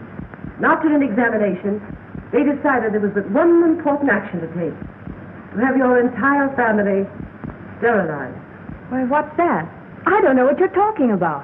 Now, in this state, we have a law which provides for such people to have an operation so there won't be any more children. I see. Now, we've placed your brothers in institutions where they'll be properly cared for. But you can go back to your job soon. I'll arrange to have it held open for you. But I'm keeping my job. I'm not going anywhere. Now, you're going to the hospital too, Alice. And you mean they're going to stop me from having children ever? Exactly. I'm all right, I tell you. I won't go to any hospital. We don't want any trouble with you, young woman. If you refuse to go, the officer here will take you by force. In 1910, the U.S. Eugenics Record Office was set up. By then, the British had created the first network of social workers, expressly to serve as spies and enforcers of the eugenics race cult that was rapidly taking control of Western society. The social workers would decide who would have their children taken away, who would be sterilized, and in some cases, who would be quietly murdered.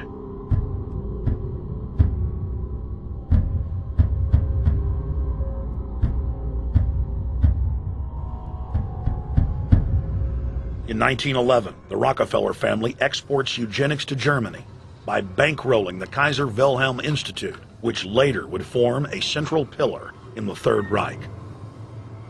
At the 1912 International Eugenics Conference in London, eugenics becomes an international craze and gains superstar status. The futurist and best-selling sci-fi author H.G. Wells had studied biology under top eugenicists and was spreading the new faith worldwide. In 1916, H.G. Wells' lover, Margaret Sanger, starts her promotion of eugenics in the United States. In 1923, Sanger receives massive funding from the Rockefeller family. Sanger wrote to fellow eugenicist Clarence J. Gamble that black leaders would need to be recruited to act as frontmen in sterilization programs directed against black communities. In 1924, Hitler pens Mein Kampf, or My Struggle, and credits U.S. eugenicists as his inspiration. Hitler even wrote a fan letter to American eugenicist and conservationist Madison Grant, calling his race-based book, The Passing of the Great Race, his Bible. Hitler developed the plan for mass extermination of the Jews and what he called other sub-races, as well as the handicapped, from Grant. By 1927, eugenics hit the mainstream. The so-called science was aggressively pushed through contests at schools, churches, and at state fairs. Churches competed in contests with big cash prizes to see who could best implement eugenics into their sermons. Major denominations then tell Americans that Jesus is for eugenics. That same year in the United States, more than 25 states passed forced sterilization laws, and the Supreme Court ruled in favor of brutal sterilization policies. When Hitler came to power in 1933, one of his first acts was to pass national eugenics laws, modeled after laws in the United States.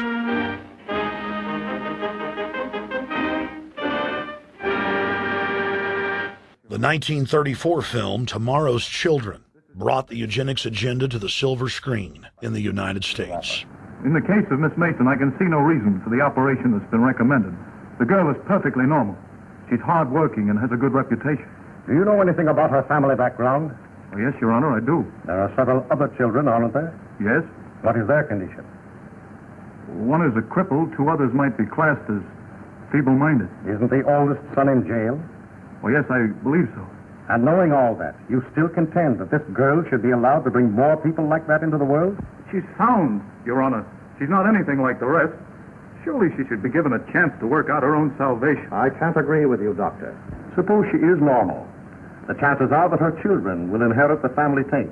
Isn't that possible? But, Your Honor, I'm sorry, Doctor. 3 generations of unfit are enough. Petition not allowed. By 1936, Germany had become the world leader in eugenics for taking effective actions to sterilize and euthanize hundreds of thousands of victims.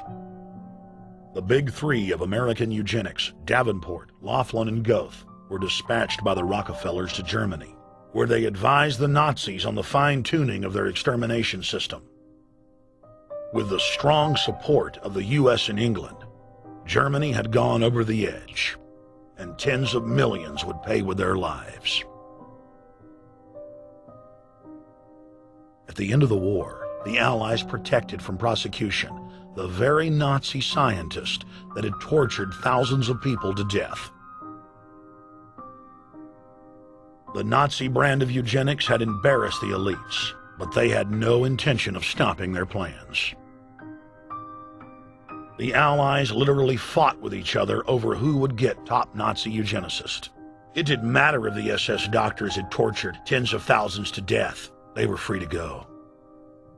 The Angel of Death, Joseph Mengele, and his boss, Ottmar von Verscher, were not prosecuted, and von Verscher even continued his work in Germany after the war. Eugenicists were angry that their great work had been exposed. They then scrambled to camouflage their agenda. Eugenics Quarterly became Social Biology. The American Birth Control League became Planned Parenthood. New terms like transhumanism, population control, sustainability, conservation, and environmentalism replaced racial hygiene and social Darwinism. Many eugenicists of the previous period engaged in what they called crypto-eugenics. Purposefully taking their eugenics beliefs underground, they became highly respected anthropologists, biologists, and geneticists in the post-war world.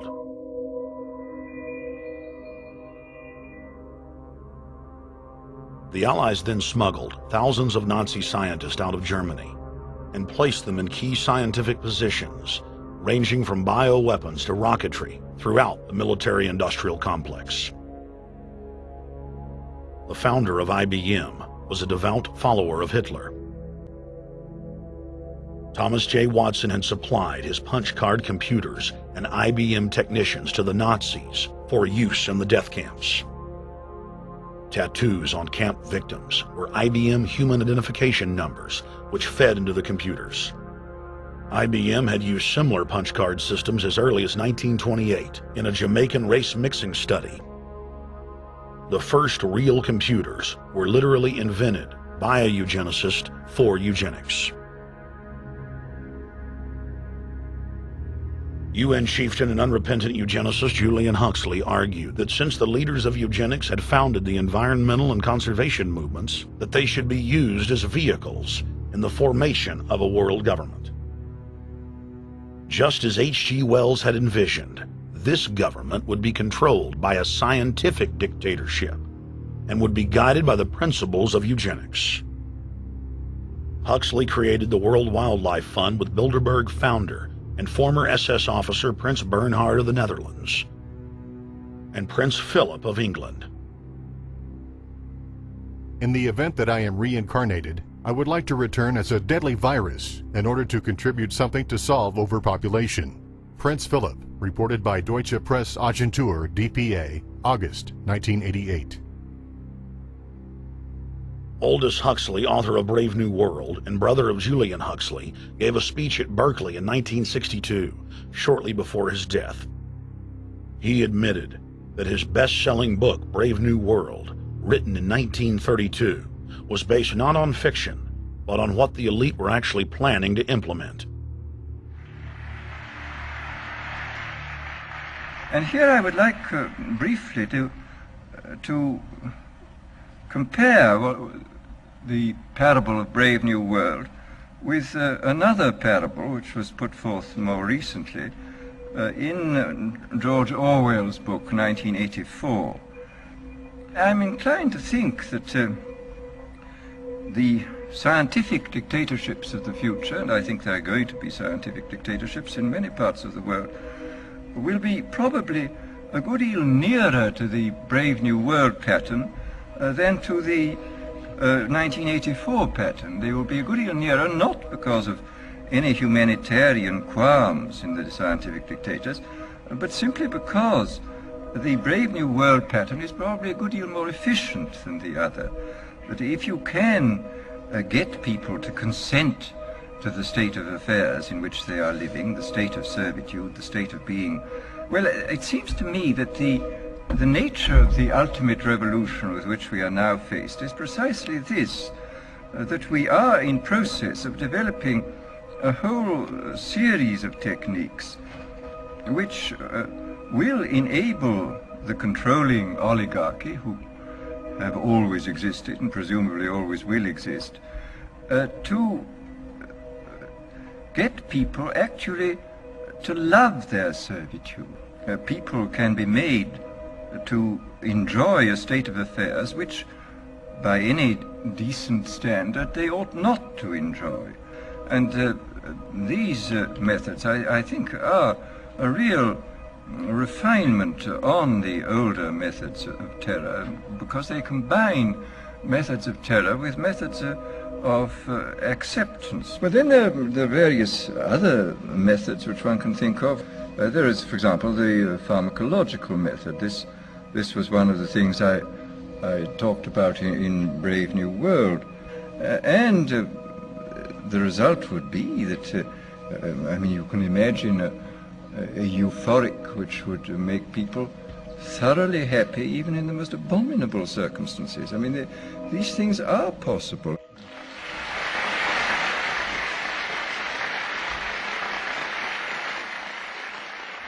The elite have left a massive wave of destruction behind them as they cold-bloodedly experiment on civilian populations as if we are lab rats.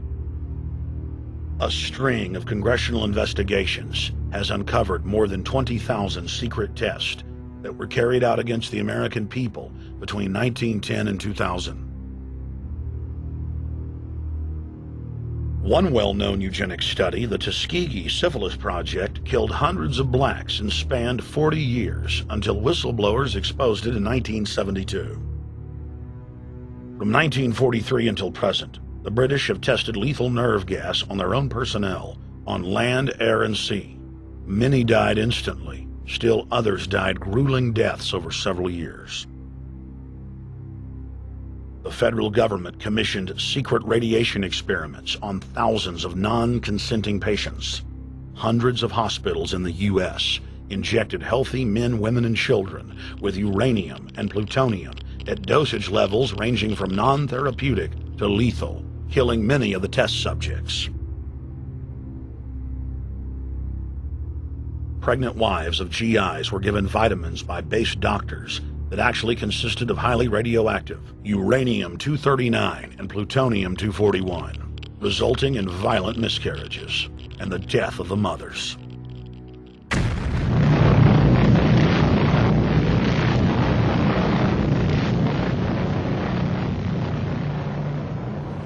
Soldiers, sailors, and Marines were used as guinea pigs in hundreds of atomic and hydrogen bomb tests.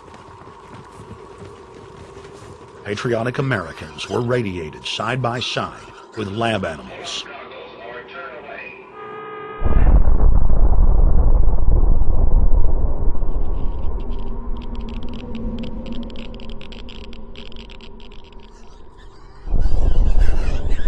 Pilots were forced to repeatedly fly through mushroom clouds of DNA-destroying radiation.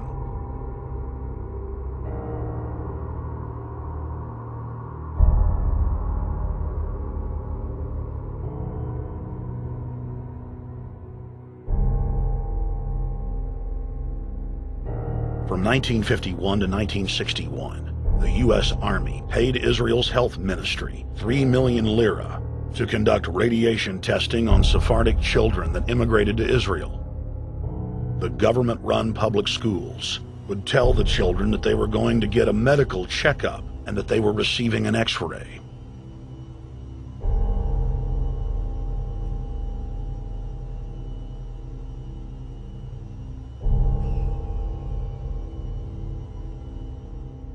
The Pentagon had already radiated more than 4,000 institutionalized children in the United States, many of which had died. More than 110,000 of the darker-skinned Jews were given 35,000 times the maximum dose of X-rays to the head repeatedly. Many of the children died within months. All of them lost their hair. Some still live today and endure excruciating health problems. The covert testing of chemical, biological, and radiological agents on unsuspecting populations continues worldwide today. From 1940 to 1979, the vast majority of the British population was sprayed by aircraft more than 2,000 times with deadly chemicals and microorganisms without ever being told. In 1968, the Pentagon tested a deadly bioweapon on New York subways and placed personnel in local hospitals to monitor the effects. Aggressive sterilization of men and women continued in many states until the mid-1980s. The United States and England are currently testing pesticides and highly toxic experimental drugs on tens of thousands of healthy foster children, many of which die as a result of the experiments. Prisons across the nation have forced inmates to participate in grisly experiments, ranging from pesticide studies to having tablets of dioxin sewn into their backs. Gradually, by selective breeding, the congenital differences between rulers and ruled will increase until they become almost different species. A revolt of the plebs would become as unthinkable as an organized insurrection of sheep against the practice of eating mutton. Bertrand Russell. H.G. Wells, Aldous Huxley, Bertrand Russell, and hundreds of other eugenicists constantly bragged about how the establishment believed themselves to be a separate, more advanced species than the common man. Top eugenicists were bold enough to admit that their real goal was not improving the heredity of the commoner, but to further dumb them down so that they could be more manageable. Nobel Prize winner Russell wrote at length about how vaccinations filled with mercury and other brain-damaging compounds would induce partial chemical lobotomies and develop a servile zombie population. Diet, injections, and injunctions will combine from a very early age to produce the sort of character and the sort of beliefs that the authorities consider desirable, and any serious criticism of the powers that be will become psychologically impossible. Bertrand Russell. Over 100 years ago, eugenicist social planners said that they'd use mind-altering drugs to control the population. By 2007, more than 20% of the U.S. population were on some type of prescription antidepressant. But in the case of foster children, a sector where the state has total control, at least 2/3 are forced to take a cocktail made up of, on average, 7 psychotropic drugs. Chairman of the Texas Society of Psychiatric Physicians, Joe Burkett, testified before the State House Select Committee hearing on psychotropic drugs in foster care and shocked the public when he said that 2/3 of foster children in Texas had been placed on psychiatric drugs because they were very, very sick from a bad gene pool. A lot of these kids come from bad gene pools. They don't have stable parents making good decisions. Besides the gene pools, they've then been traumatized by abuse, neglect, and problems, and then they've been traumatized by separation, and all those things predispose to mental illness. The Western world is now implementing eugenics pre-crime policies. Fetuses are now being pre-screened according to family histories of crime. From Portland, Oregon to London, England, Child Protective Services are enrolling newborn children into criminal databases at birth and forcing them to attend probation hearings at age 2. The overlords of scientific dictatorship are ruthlessly prosecuting a war on our most defenseless. In December of 1974, the U.S. government made third world population reduction a central national security issue. The operation plan, titled National Security Study Memorandum 200, was simply a regurgitation of the British Commission on Population created by King George VI of England in 1944. Which openly stated that populous third world nations posed a threat to the international elite's monopoly of global power. The Kissinger-authored U.S. plan targeted 13 key countries where massive population reduction was called for. Kissinger recommended that IMF and World Bank loans be given on condition that nations initiate aggressive population control programs, such as sterilization. Kissinger also recommended that food be used as a weapon, and that instigating wars was also a helpful tool in reducing population. In 1972, the Nixon White House also implemented a eugenics policy which was directed by George Herbert Walker Bush, then United States Ambassador to the United Nations. Bush advised China on the formulation of their one-child policy and directed the federal government to forcibly sterilize more than 40% of Native American women on reservations. The Bilderberg-dominated Club of Rome advocated environmentalism as the best front to implement population reduction. Western populations would accept serfdom if it was packaged as saving the earth.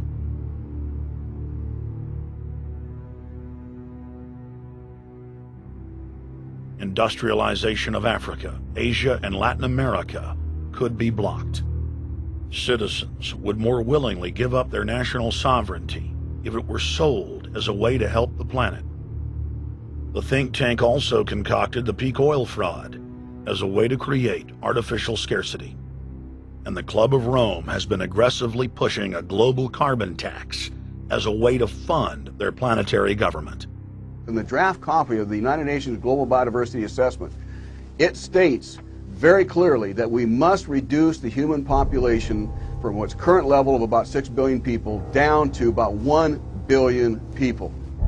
In the 1970s, South Africa developed race-specific bioweapons to target blacks and Asians, and then subsequently sold the technology to Israel in the mid-1980s.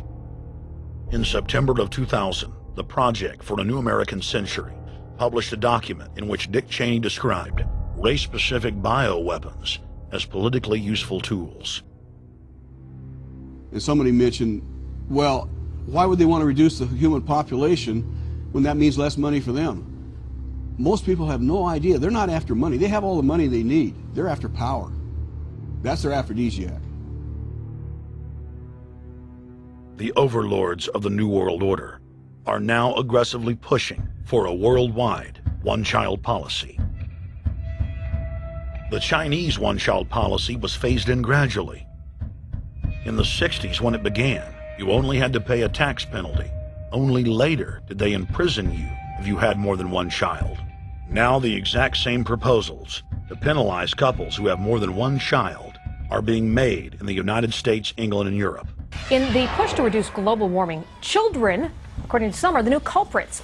A think tank in the UK says too many kids are what's making the planet worse, saying large families, anything over 2 children really, should be frowned upon as an environmental no-no, akin to not reusing your plastic bags, driving one of those big gas-guzzling cars, taking long trips overseas. The UK, in fact, has negative growth. I think Canada does too. That still, families in our rich countries shouldn't have more than 2 kids.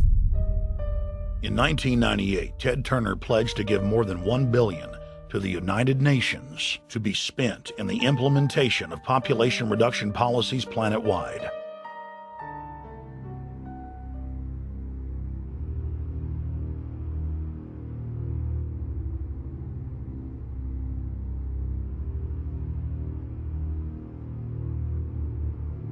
In 1999, the Bill and Melinda Gates Foundation gave $2.2 billion to Planned Parenthood, the United Nations Population Fund, and other population reduction groups. By 2007, the Gates had given more than $30 billion, almost exclusively to population control groups. The controlled corporate press cynically reported that the Gates were giving the money to help third world children. Bill and Melinda Gates were dethroned as the world's most generous philanthropists when their friend and fellow population reduction enthusiast, Warren Buffett, gave $37 billion to fund an army of population control groups. And I actually think the world will be much better when there's only 10 or 20% of us left. Dr. Eric Pianka. Prominent University of Texas biologist Dr. Eric Pianka, while receiving an award from the Texas Academy of Science, said that the worldwide AIDS pandemic was, quote, no good, it's too slow, and went on to laud the virtues of Ebola because it would kill 90% of the world population quickly. When his statements erupted into a national controversy, his graduate students defended him, stating that Pianka was too conservative and that all humans should be killed. But most frightening was the fact that in a crowd of over 1,000 prominent scientists, local newspapers reported that 95% of those in attendance gave Pianka sustained standing ovations every time he extolled the virtues of mass-culling microbes and man's destruction.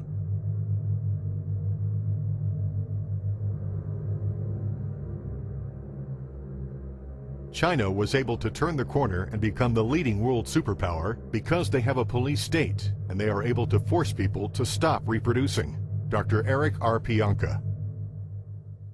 The eugenics movement has now shaken off much of its Nazi baggage and is using people's legitimate concern about the environment as a cloak to conceal their real agenda. Everyone wants to breathe clean air and have good water, but the controllers of the environmental movement have done nothing but co-opt people's concerns and parlay it into support for global policies that further destabilize the third world and create untold misery. Phony environmental and conservation groups are now the biggest private landowners in the world. They lobby government to take property away from local populations, only to develop it themselves later. When the U.S. military dumps millions of gallons of nerve gas on the east coast of the U.S., they don't say a word. Thousands of companies are creating transgenetic cross-species hybrids, splicing plants, animals, and insects, and releasing the new organisms into the global biosphere, vandalizing the very genetic code of the planet. And large environmental organizations do nothing. The corporate elite of the planet intensified their push for a global taxation system with a year-long build-up to the Live Earth hysteria held on July 7th, 2007 on 7 continents. World leaders announced that saving the Earth was the new organizing principle for humanity and hailed it as the planet's new religion. They claimed that CO2, which plants breathe, was killing the Earth, and that we must reduce the number of children we have to curtail our carbon footprint. Countries across the world marked the day by passing new carbon tax schemes and raising taxes on gasoline, natural gas, and electricity. It is a scientific fact that the sun is the main driver of planetary climate, and the measurements are clear. The sun is becoming hotter, brighter. It has been slowly increasing thermal output in the last 100 years, causing warming not just on Earth, but throughout the solar system. But the scientific facts and even the order of the planets didn't matter to one of the chief organizers of Live Earth, David Mayer de Rothschild, heir to the British arm of the Rothschild fortune, when we spoke to him. When I called Rothschild on the order of the planets, he just laughed, thinking the audience wouldn't get it. He continued to count on the population's ignorance and claimed that the global warming lobby has nothing to do with carbon taxes. I guess he hadn't spoken with his good personal friend, Al Gore. Global warming, the time for debate is over. I think what you have to realize is that being environmentally sensitive and making money aren't mutually exclusive. There's a lot of money to be made in addressing this issue. But you guys are gobbling up all the world's concern to just simply line your pockets and make kids read your book in schools and do all this. It's a business, just like you said, Rothschild. And it's not. Do you think I make any money out of this? It's the same thing. It's the same thing your your money-changing ancestors did. They're in Germany, Red Shield, and I'm calling you out, Red Shield. We know it's a scam. A pollution-based tax system, principally CO2. We're causing it mainly, vast majority of it. The consequences are bad and will be catastrophic unless we act. The polar ice caps of Mars are receding at several miles a year, much faster than ours, and that the moons of Saturn and Jupiter are melting. In fact, several of their moons were ice and are now liquid seas. Now, how are SUVs causing that, David Rothschild? That's because those planets are closer to the sun, my friend. No, Jupiter and Saturn are not closer to the sun. Neither is Mars. Yes, sir. I think you'll find, right, that the very simple matter, and what I wanted to say, and this is my final point, forget your taxation theory, because actually it's not taxation. Put a price on the carbon. A tax is the best way. Cap and trade can also do it. If there were a carbon-based tax, would there be a need for an economy-wide cap and trade system? They are not either or. We can do both. I am in favor of both.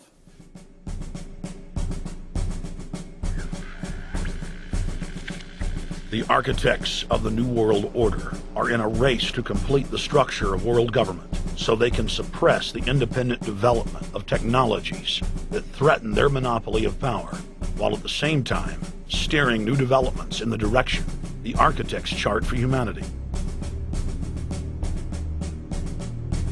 The technocrats call their governing system the final revolution because in the past, empires were enforced militarily.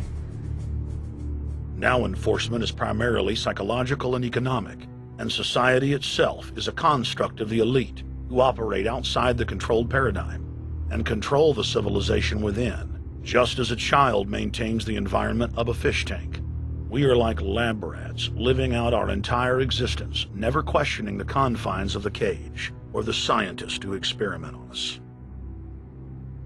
New World Order engineers have hijacked human destiny. Its controllers have closely studied human behavior for more than 100 years and are now steering us with expert control, using our primitive drives and desires as levers.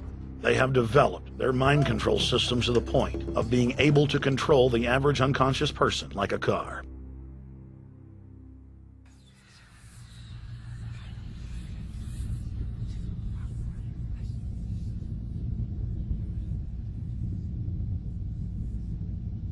Eugenics dominated the 20th century. Its ruthless spirit has now metastasized into the fields of genetics, nanotech, and robotics. But that's not surprising. From their inception, all three disciplines have been dominated by eugenicists. The billionaire founder of Sun Microsystems, Bill Joy, courageously went public in 2000 to warn of a cancerous consensus among the technocratic elite that at best humanity would be completely enslaved by the year 2030, and at worst, mass extermination of everyone but the elite would take place. A who's who of the techno-elite are members of what is known as the transhumanist or post-humanist movement. Many of its adherents see only the beneficial aspects of technology's exponential rise, like bringing sight to the blind, sound to the deaf, and longer life for all. But what many of them don't know is that master eugenicist Julian Huxley founded transhumanism, and that society's controllers openly admit that the new system is designed to progress into absolute tyranny.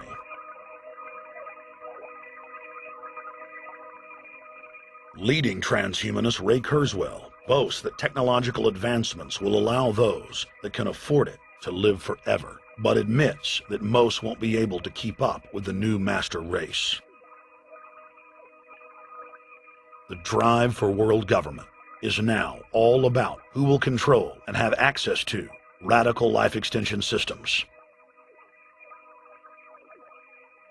Biological evolution is too slow for the human species. Over the next few decades, it's going to be left in the dust. Transhumanists believe that they will attain the fountain of youth by merging with technology. Now, it may be within their reach.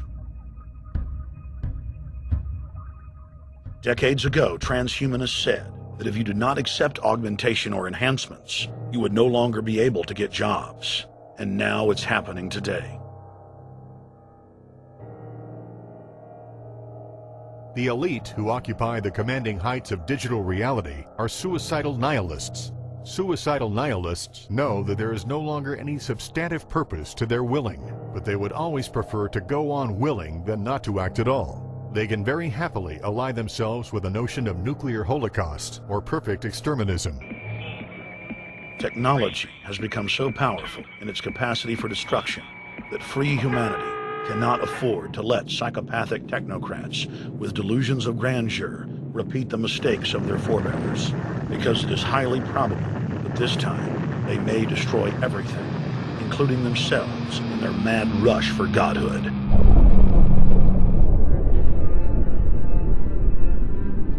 In this film, we have chronicled the Overlord's bloody orgy of experimentation, which already claimed the lives of more than 150 million people in the 20th century. And now, they are promising to deliver an invincible tyranny that will dwarf their past exploits. In the days of World War II, there were sovereign nations and armies to stand against Hitler's final solution. Once world government is in place, no one will be able to stop the New World Order's plans for global population reduction. For those immune to psychological programming, hundreds of FEMA camps have already been built throughout the United States. In their quest for population reduction, no method is off the table. These dark builders intend to release a string of man-made bioweapons plagues, each one worse than the last, while at the same time expanding the police state to enforce an orderly extermination of the population, all in the name of fighting invisible terrorists. And the Georgia Guidestones stand today as a cold testament to the elite's sacred mission. To have a two-class system where the underclass are forced to live as slaves in tiny enclosed cities, while the elite enjoy the land of the earth, evolve into superhumans with the aid of advanced implantable technologies, live eternal lives, and travel throughout the cosmos. This is the promise given to the inner members of the New World Order and the agenda of the Bilderberg Group.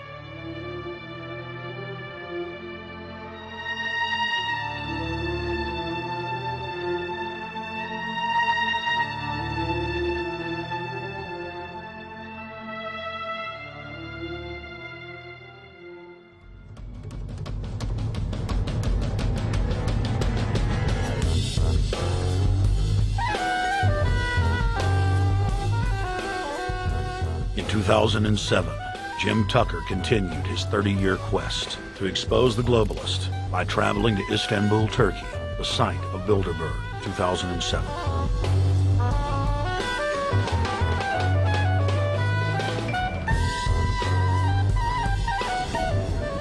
Jim Tucker, thank you for coming on, my friend. It's always fun. Jim, tell us what you saw today when you were out at the Ritz Hotel. We were at the Ritz-Carlton. It looked like a typical Bilderberg scenario. They had the armed guards all around the place. They had platoons of cops in formation waiting for the disbursement. They also had cops all the way around the building, and they had all those high-tech things where every member can hear whatever's spoken in any language instantly translate into his own language so they can keep up with it.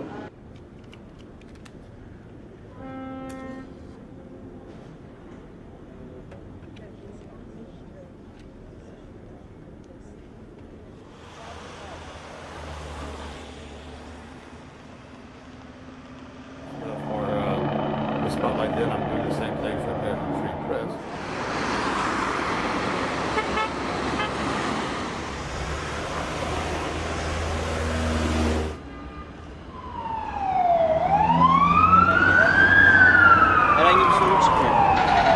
Hey, is the hotel open? Şu İngilizce bilen var mı? Ben bilmediğim için. Let's just ask him directly.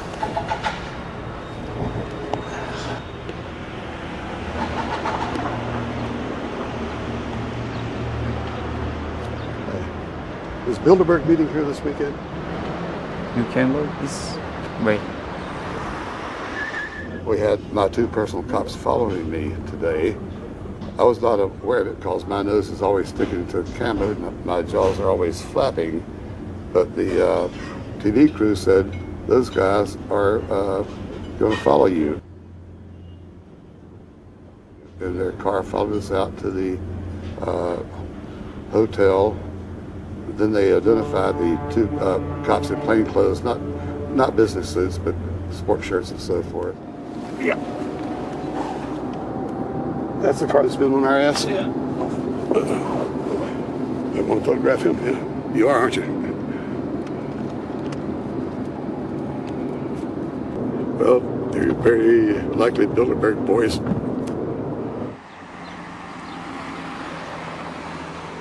John Elkin, owner of Fiat and a fellow Bilderberger, thought that they could take a stroll off the grounds without being noticed by the commoners.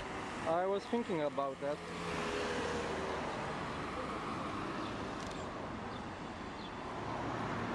This Bilderberg attendee sneered at our camera.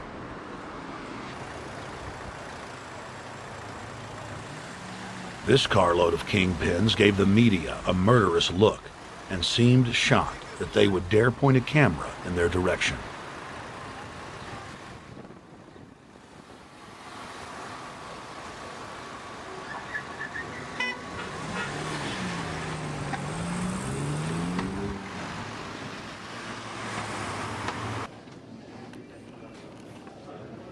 In 2007, the Bilderberg Group received the heaviest global coverage in its history. Jim Tucker witnessed press conferences attended by hundreds of members of the media and a new generation of info warriors, like reporter Paul Dornanu of Romania, are tracking the elite, no matter where they hide. Expunem acest grup Bilderberg. Now, Jim, my governor, Rick Perry, it's in the front of the Dallas Morning News. The headline reads, Texas Governor Rick Perry to attend Bilderberg. What does it mean to have the governor of Texas in the Dallas Morning News just admitting he's going to Bilderberg Group? It means he's a potential president, even as the obscure governor of Arkansas, Bill Clinton, lost his virginity at the Bilderberg meeting in Baden-Baden, Germany in 1991, and he's elected president the following year. Now, if he goes nowhere in a run for the White House in the years ahead, they'll drop him like an old shoe. They do that often, but officially, Bilderberg considers Governor Rick Perry a potential president of the United States. Yes, it's a violation of the Logan Act, for which Bill Clinton's White House was fined $300,000, which means the taxpayers paid it. When Perry returned to Texas from Istanbul, we were determined to hold him accountable for his treasonous actions.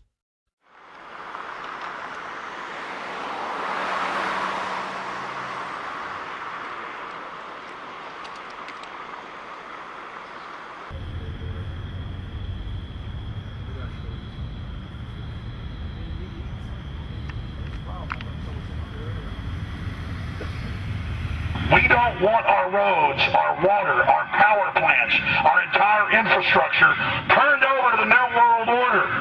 And we tell you now the people are rising up and learning what you're doing, and they're angry.